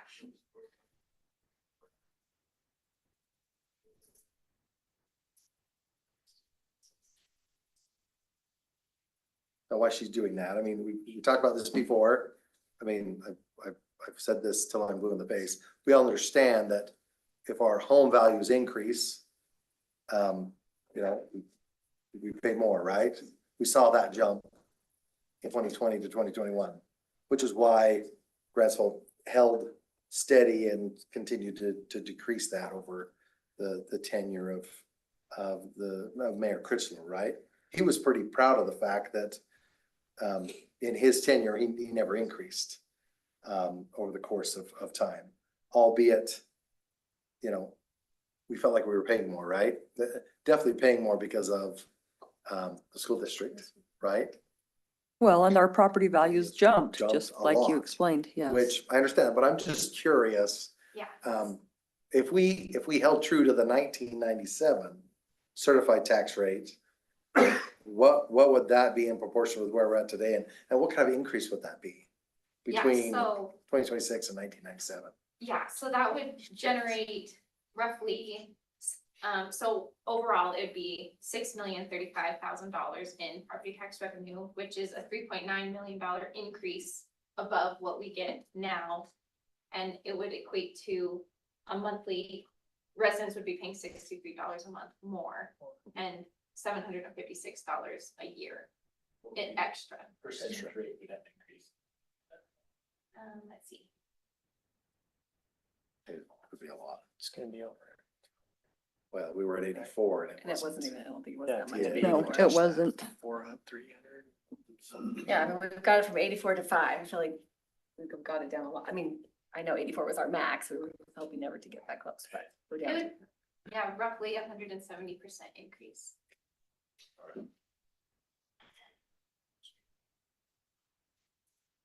I mean, I also want to point out, like, every department's been told no for pretty much everything they've asked for. I mean, you Right. talked about technology and stuff. They asked for automated lawnmower that would, take some of that jobs. Like, we've pretty much said no to everything that they've asked for, right? I mean, in most every department. This is without really any changes, except for the parks person, I think that we were getting. Right. And we so- said no to the wage study, right? Correct. Yes. Yeah, we took that out. So Yeah, the only, sorry. No, I was gonna say, which we still wanna put in a plug for that, so, cause that way it would help determine our employees, where they're at, their rates, cause that was a lot of the public comment is they wanna know where our current staff is at, and so that rate study would help determine that. And I think having a third party do that, cause if we don't do it, I'm gonna have staff and direct them to do it, but again, coming from a third party, it's a lot easier to have that show in that than having the staff do it and tell us what our wages really should be. is there any kind of reputable website or something we could go to get that information? I know there is, like, for a lot of the departments and certain positions, but. Like salaries.com Yeah, or something. yeah, just Google. I'm sure it'll be Yeah, so accurate. we can have AI. The internet can't put anything on that but that's not true. again, How credible is that? No, I'm saying I know there are some places you can go and find out wages, but. Yeah, it's No, just- I, There's a fee to it. There's a Yeah. fee tied to it. There's a service called TechNet that gathers municipal data in particular and is really good at measuring not just particular job categories, but also regional job markets within Utah. And it is a local Utah company, and so they know the flavor and who's competing with whom. It's really useful, especially with police officers, because police officers get pulled everywhere and from everywhere. And so that's, as we're looking around, just keep that maybe in the back of our minds.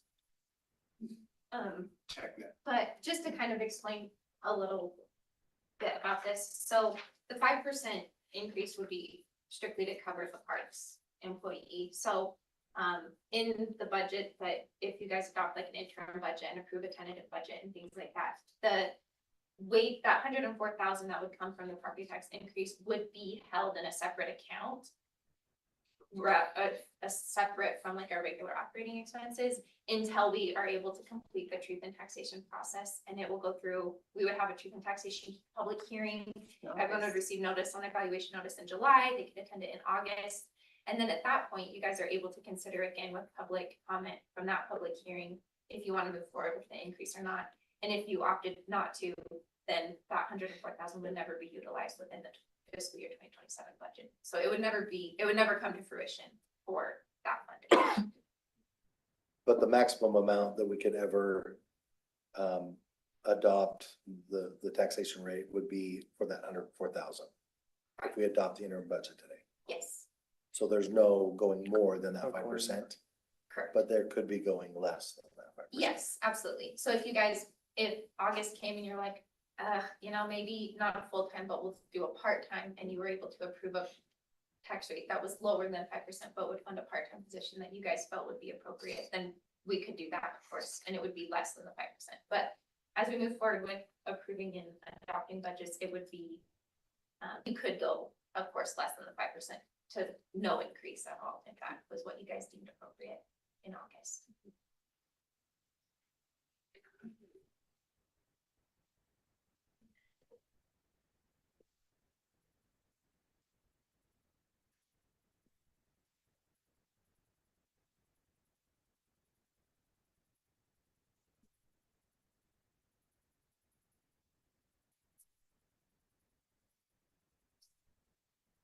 So I guess that's why we would recommend that council approve the tentative budget, because you're not committed to anything tonight on that, so that we can proceed with that. And then there'll be, the next time would be the interim budget that would operate on.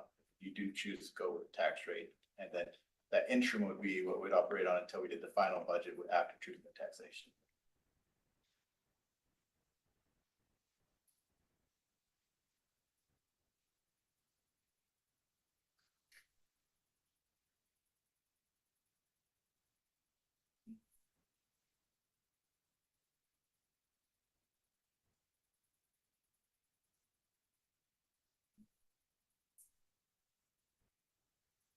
Anyone have anything else? I they just wanna said, do we have to discuss? come up with a date? It says that we're supposed to come up with a date and time and place of the truth and taxation hearing. That's something we would have to do today. Yes, but it's already been Scheduled. scheduled. Okay, good. We've been notified. Yeah, Uh, so we- if we do get to that point, yeah, I think August 5th. And because that was a date that needed to be cleared by the county auditor as well as the state, because we cannot have any other local meetings occurring on that night, because it needs to be something that's other people would not be busy attending, like a Twila City meeting or a special service district meeting or anything else. So we do have to get that pre-approved. So we have done that, and we are approved from the county as well as the state to hold it on that date that you have before you. So, But we're gonna hold it here. yes. How? We may need lines, but yeah, because it does have to be, yeah, Maybe. and of course it will still be available to join online and via phone as well for participation. absolutely. But, yeah, we might be full house, so we'll see. Might have to get creative. Mhm. Standing, maybe standing. Okay. We take could the just chairs have it out in the field, save power that day. Yeah. So, We got new sound Have it system at and the- bleachers. That's right, at the we rodeo. there you go. Right? Yeah. We could There you do go. it at the rodeo. They could let the bulls out on us. no, sorry. Yeah, I just for transparency's sake, I mean, the budget, the interim budget as presented, we do have an increase for all employees, correct? Yes, There's it does include that. The cost of living total increase. Yes. So and that was- regards to the public comment that was had before about, taking care of our employees and there is that. Yes, involved and that is in. included, and that would just be funded through taking from our general fund Yeah. balance, and so that would not be impacted by the increase later this year.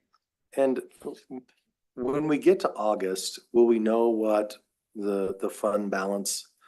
We'll have a better idea what the fund balance was from the end of fiscal year 26. Absolutely, because fiscal Yeah. year 26 ends at the end of this month, Mhm. so June 30th, and then, so we have like what we call period 13, which does carry over into July a little bit to do like end Cleanup. of year end adjustments and things like that for fiscal year 26. But come August time, we should have a pretty solid idea of how much was unspent that went back into fund balance and give a more accurate standing of where fund balance is at that point. So we'll have a clearer picture Yeah. at that point. And there, What yeah. carryover that we have from one year to the next that we can pull from the fund balance to utilize. Exactly.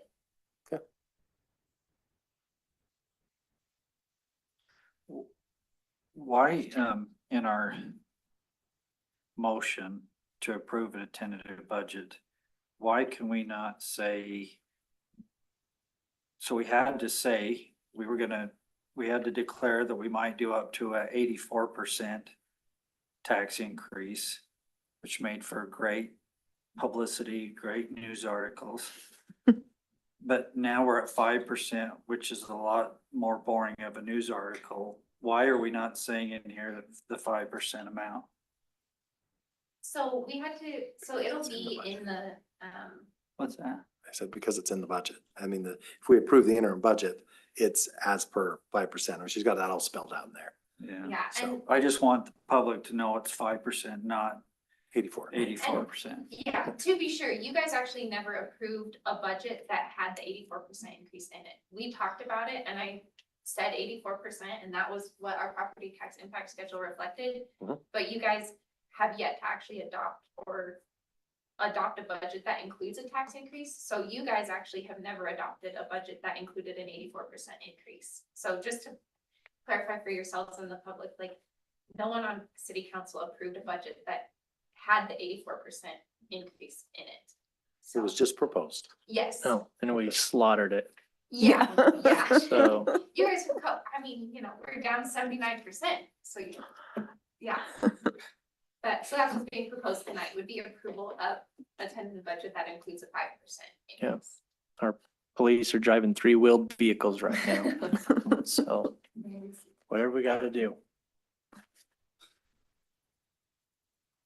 No, I appreciate all departments and their approach to this as well. And I said this before, I'll say it again, as they looked through this to try to find areas. I do agree with what was shared by some of our residents tonight is looking internally. How do we look at our, how do we look within and find areas?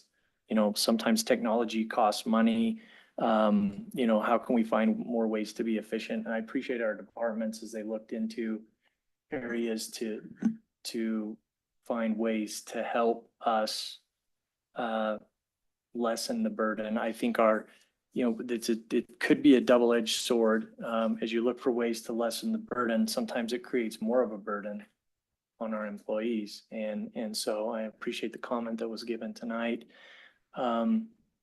regarding our employees. They are important. And my first thought on the study was I didn't feel like I felt it was a waste of money when a market can kind of dictate when a market dictates what those positions can be. Obviously, a person wouldn't take that position if the market wasn't good for them, right? And so, but I don't know, my feelings changed a little bit on that this evening, as I do feel like maybe we do need to, would someone approve $30,000 more to have a study that indicates where our individuals should be? So I'm a little open on that more maybe than I was closed at the start, or if we could find a better avenue or different source or a cost to review that. But I'm speaking in a circle here, but I just want our employees to know they're appreciated. I think they do get some great benefits. I know municipalities give a little more benefits than we probably do in the private sector. And so, not as many holidays. And so there are some things that can come with that. But I do hope they know they're appreciated. I do appreciate that we put in the COLA increase, because I do think from a percentage of inflation from year to year, you have that. It's not a raise, it's a cost of living. And so, I appreciate that being put in. And I think we've talked numbers. I don't have any more questions regarding the budget. I don't. So thank you.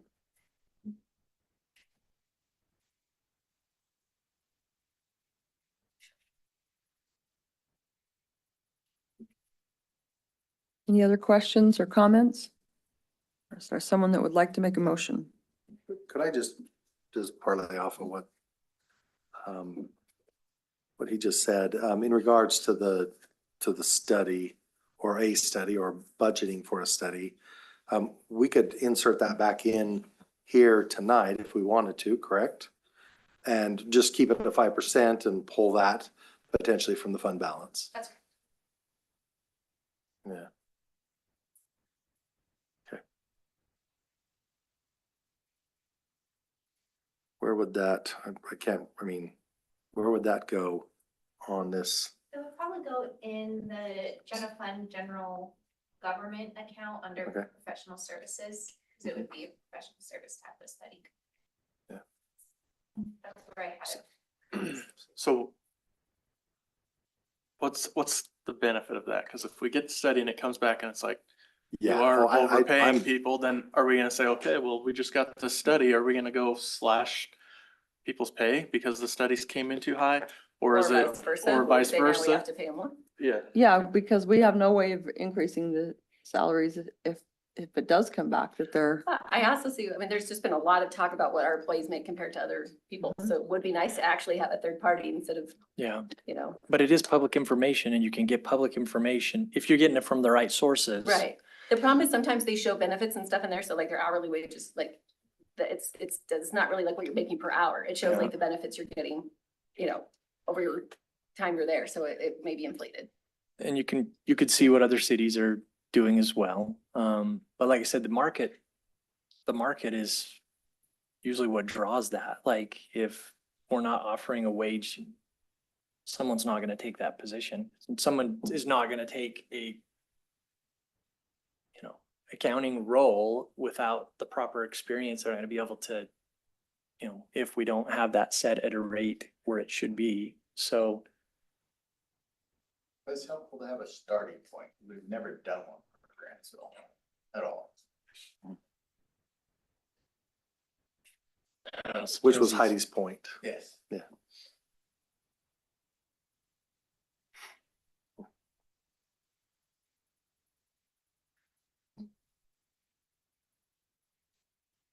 Well, maybe we should just go with what we have right here. We can always go back and amend. I mean, if someone wants to maybe take the task of maybe looking at maybe a little bit different approach to that and seeing if we can get something for a little bit less and maybe down the road we can adjust it. So I think I'm open to that. I don't know if anyone else is, but I would be, the cost was really the sticker for me. yeah. Yeah. And to be like, And we go through, you know, usually on those studies, we've been fortunate to get them for free, you know, and from a grant setting in some of the other approaches that we've taken on with this traffic study or, you know, we've been able to not have to burden that on the taxpayers. We were able to get it for free in a grant setting. And so that's why maybe that one. yeah, we can look for sure. So See if we can get- Potentially. You want to say something, Jeff? No. Okay. No, I just some Jake said, I think in any business, your employees are your highest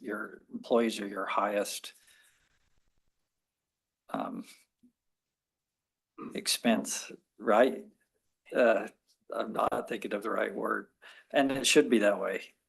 I don't know of any business that is not as good as their employees, and we've got some great ones. We've added some great ones. Every department did a great job. We have for months gone through this. So I would thank our employees, I would thank our staff, and I appreciate the work that's been done on the budget. So that's it.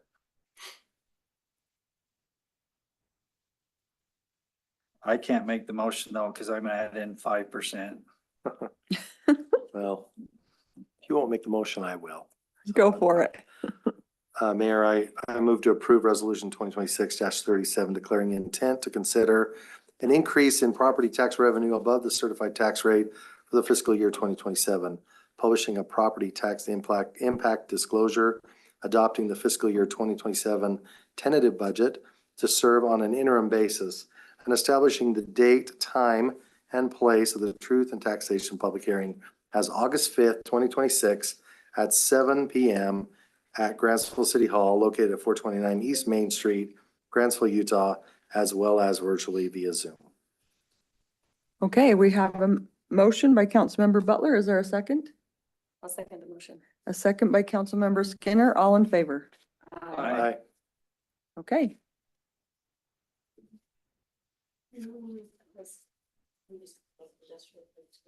Oh, absolutely. Yeah. Okay, every so time- item number 10 is the presentation of the property tax impact schedule. So every time we discuss budget with the truth and taxation process, we do have to address our property tax impact schedule. We have printouts here at every meeting as well for citizens to pick up as they attend. It's also available on our website, just on the main page as well as on the finance page.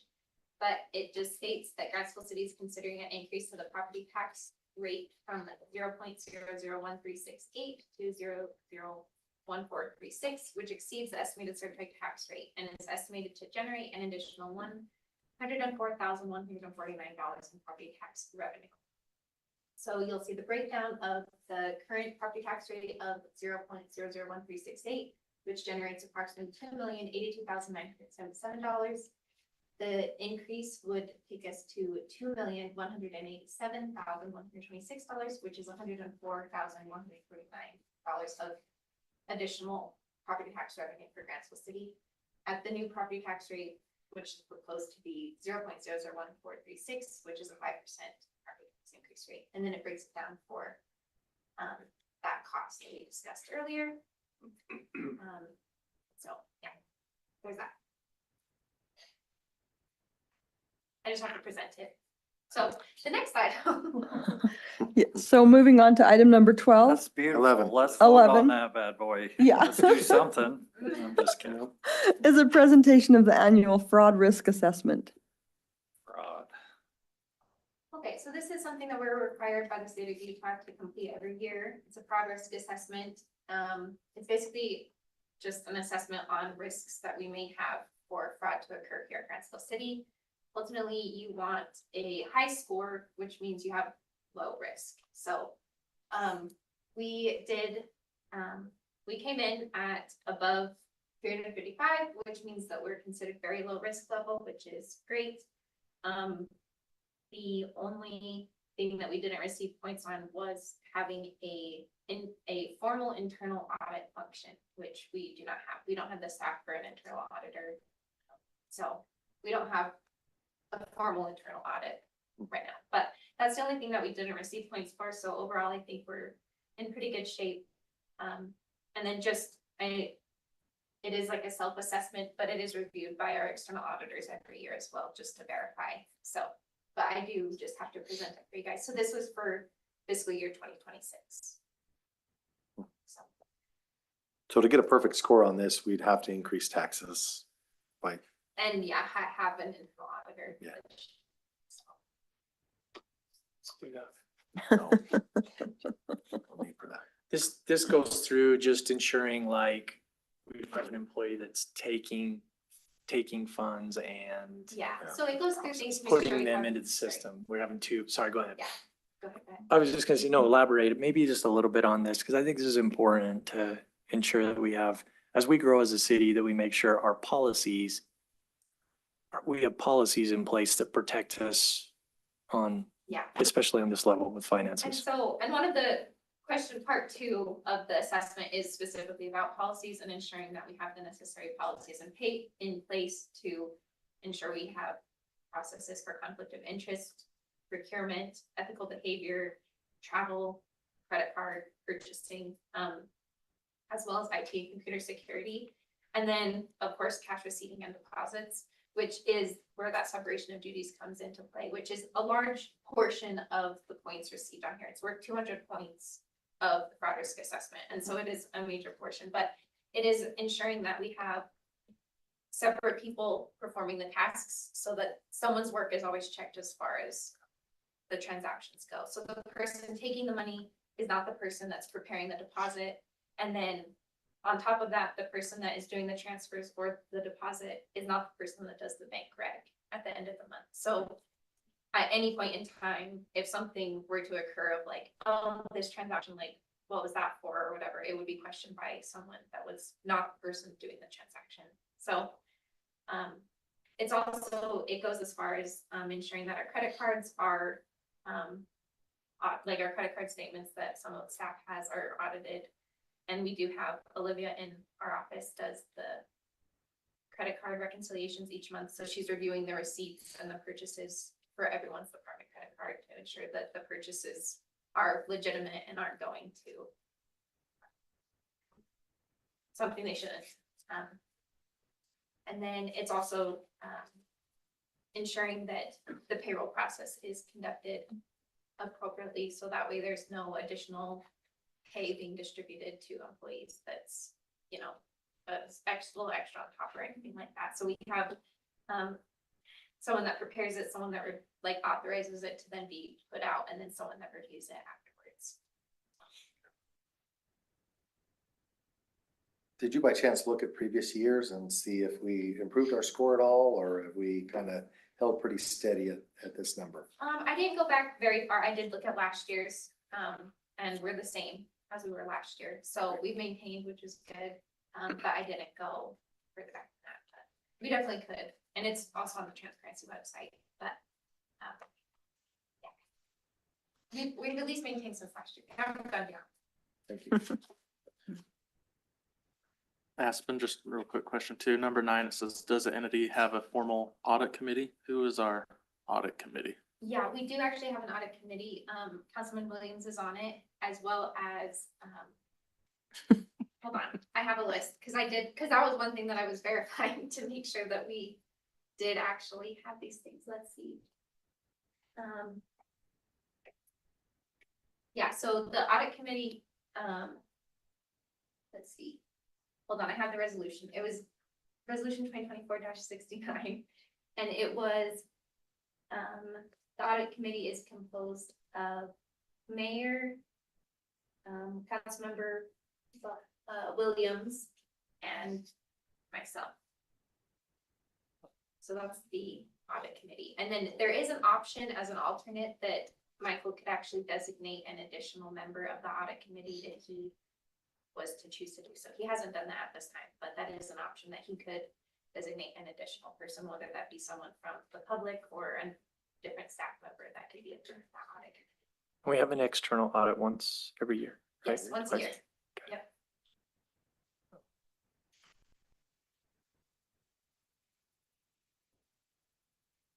Okay, any other questions for Aspen on the fraud risk assessment? Thank you, Aspen. Okay, item number 12, discussion of proper usage of city property in regard to political signage. So I'll kind of start this out, and I think Tyson can help us out with this. We've had a lot of requests for political signage, campaign signs to be put outside of City Hall. And so the question is whether we want to go down that road of allowing that or not allowing that, or any other signage that is out there. Now, Tyson, I want to kind of iterate what you were saying on that.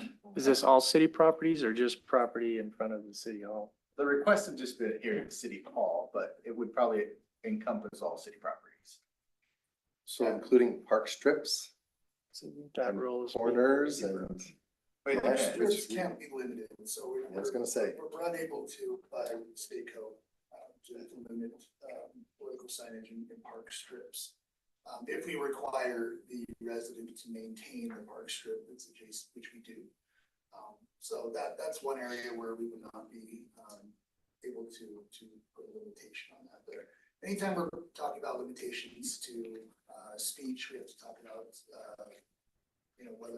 whether there's any content that's being specifically limited. And so the question is, do we want to limit at all any signage? The state code states that if we allow any political signage on city property, we must allow all political signage on city property. We cannot pick winners or losers, as it were, or support one candidate over another. Part of the problem with allowing political signage at all is it may give the appearance of an endorsement from the city, which is something that we would not want to do. Typically, cities aren't they would prefer to remain neutral in their stance as to a political race. So that's sort of what we wanted to discuss today is particularly City Hall, where we've had requests for political signage. It wouldn't be permanent signage, but where people want to do, a typical political sign for their campaign. People have asked, can we put up a sign? If we allow one, we must allow all. If there is an important governmental interest that is promoted by prohibiting all political signs, and we don't have any limitation that's on the content of the sign, other than, look, we don't want signs here. We want to limit the signage on City Hall to be specifically to promote city events. I think that's probably the safest avenue to limit any sort of signage that may clutter up what City Hall is intended to be. Where it serves to only advertise things that the the city is promoting that are city-sponsored events. If we'd like to get a little bit more specific to political signage, we can simply put a ban on all political signage at City Hall, so long as it does promote an important governmental interest. If the governmental interest that we're promoting is to avoid clutter, then we would want to prohibit all signage that is not city related, because that would also be clutter. But if it's we want to perhaps promote the city's neutrality in political races, we don't want to appear as though we've chosen a side in a political race, then that would also be an important governmental interest, is to remain neutral. So we just wanted to have a discussion today whether we should adopt any sort of policy going into the future. There's no action to be taken, just a discussion about how council feels about this particular topic. I'm happy to answer the questions. You're asking me how I feel about signage? That one's a bad one. Take them all down, all of them. My question is, like, if we open it to political signage, then do we have to open it for other things too, other events, other people? I'm afraid if we say, yeah, we can do, I mean, I guess we could say only political signs. I think that we should keep it to city events only for the city hall. I think it could become a clutter of everybody. It could.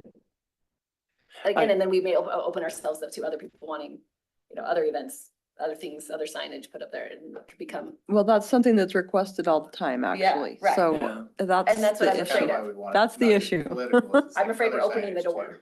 So you think of like sports, things that are not city sponsored. If it's a city sponsored event, then sure, but if there are other things going on, other organizations that are not related to the city, then those would also be banned. So just like Councilmember Skinner said, if we are to allow some of these organizations that generally they're, the content of the sign is one that the city favors, this is a ban not on content, it's a general ban on signage in general. So it doesn't matter how good or virtuous the content may be, we would still be prohibiting it. So in terms of, my mind's going to the sociable. Yes.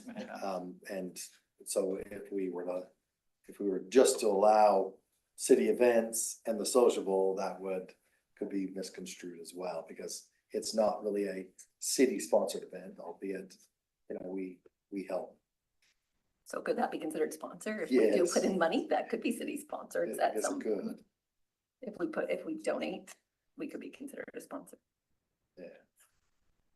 And mine is not about the content. I mean, I think it's nice to know all these things. I just afraid City Hall is gonna be full of signs. Yeah, no, we don't want that. If you allow one, you have to allow all of them. I think we want to stay neutral. Neutrals, the word. Yeah, especially politically, I think we want to stay neutral.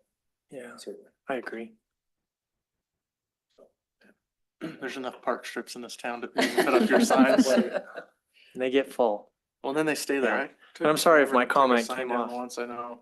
Governor Cox still has a sign up on the corner that's been there for 2 years. Like, He's still there's right. enough signs. I don't think we need signs at City Hall or so. Political signs. Can we make an ordinance that charges a fee if people don't take them down? Generate some revenue. That's right. Maybe $100,000 or so. Yeah. I'm just kidding.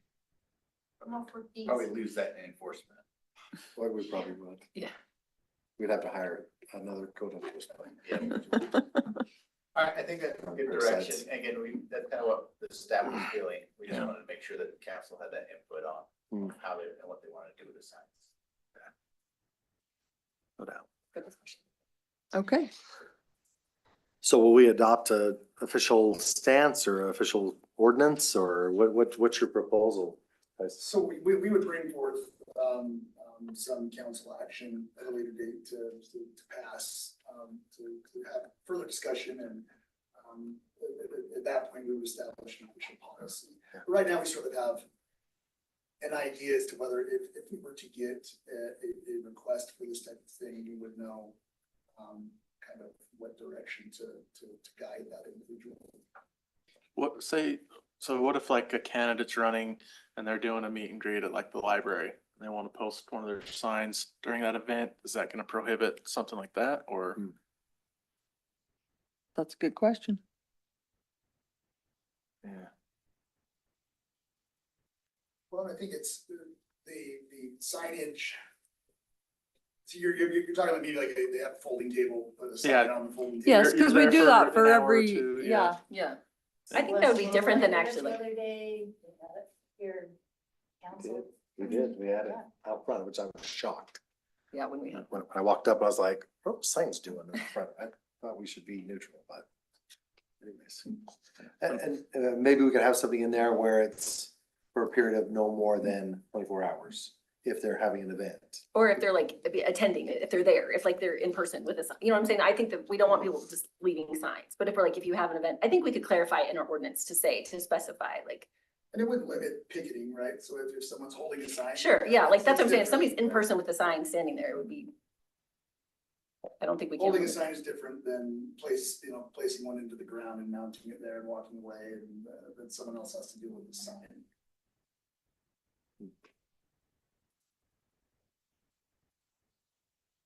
So on the day of an election, particular hopeful elected individual could stand out in front on the sidewalk and hold up their sign, is what you're saying, then they could do that. There would probably be some instruction as to where a reasonable place to do that within the city property would be, so they're not obstructing traffic, not being a distraction to people that are coming into the building and taking away from the free and open access to the public facility. But yeah, I mean, certainly on public property, someone can stand with a sign and express themselves. Absolutely. As long as it's 150 feet away.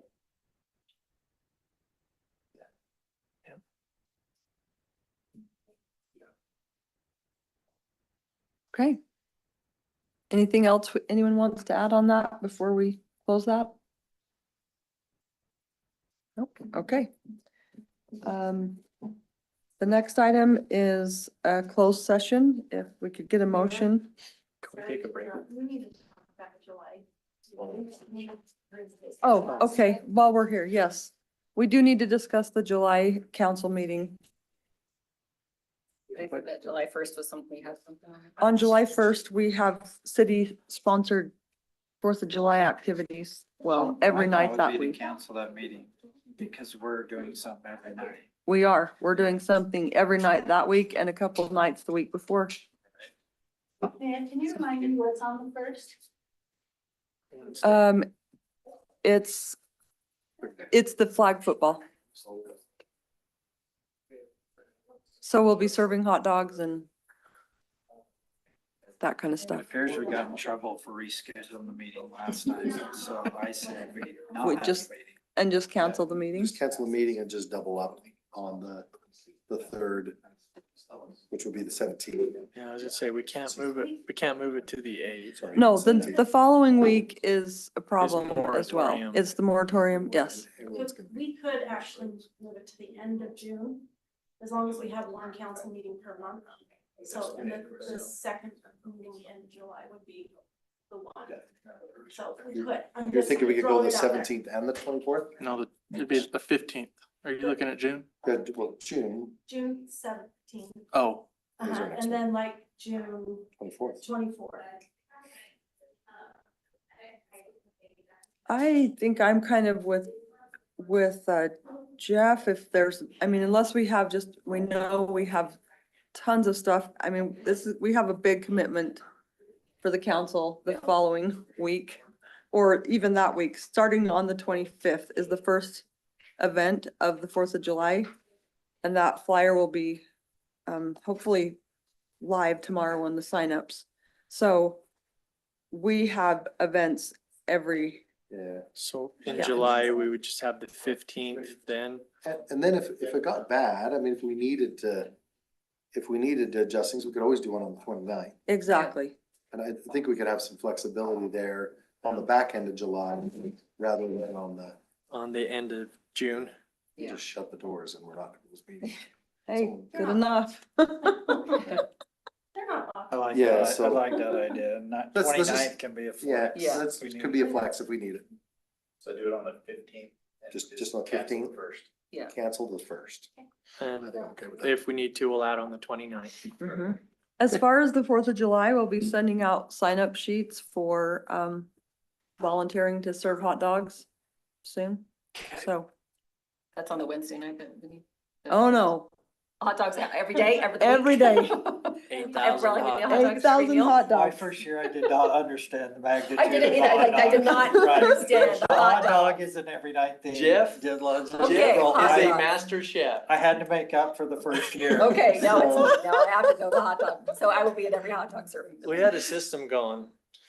Yes, it is a great, I feel like it's a great way to connect with the community and to just That's good.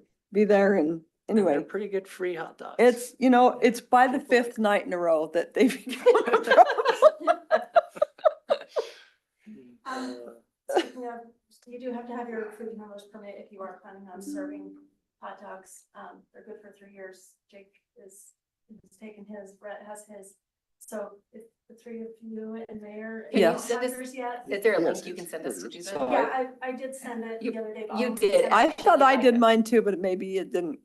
I probably messed something up. Did it I send probably you a did. certificate? Didn't understand the don't know. magnitude of the hot dog So it doesn't serving. show me because I set a world record for hot dog last year. But were they safe though? That's the question. The compliments were off the charts. Nobody called it sickness. You were leaving them all. Yeah, I'll read. You actually only need one person there. Yes. One person that has the food handler. That's Oh, is that it? actually how I did it last year, Okay. because he cooked them and I think I just distributed them was the rule. So Yeah. Lee and I were together. I have a permit. I just gotta check the date if it's still good.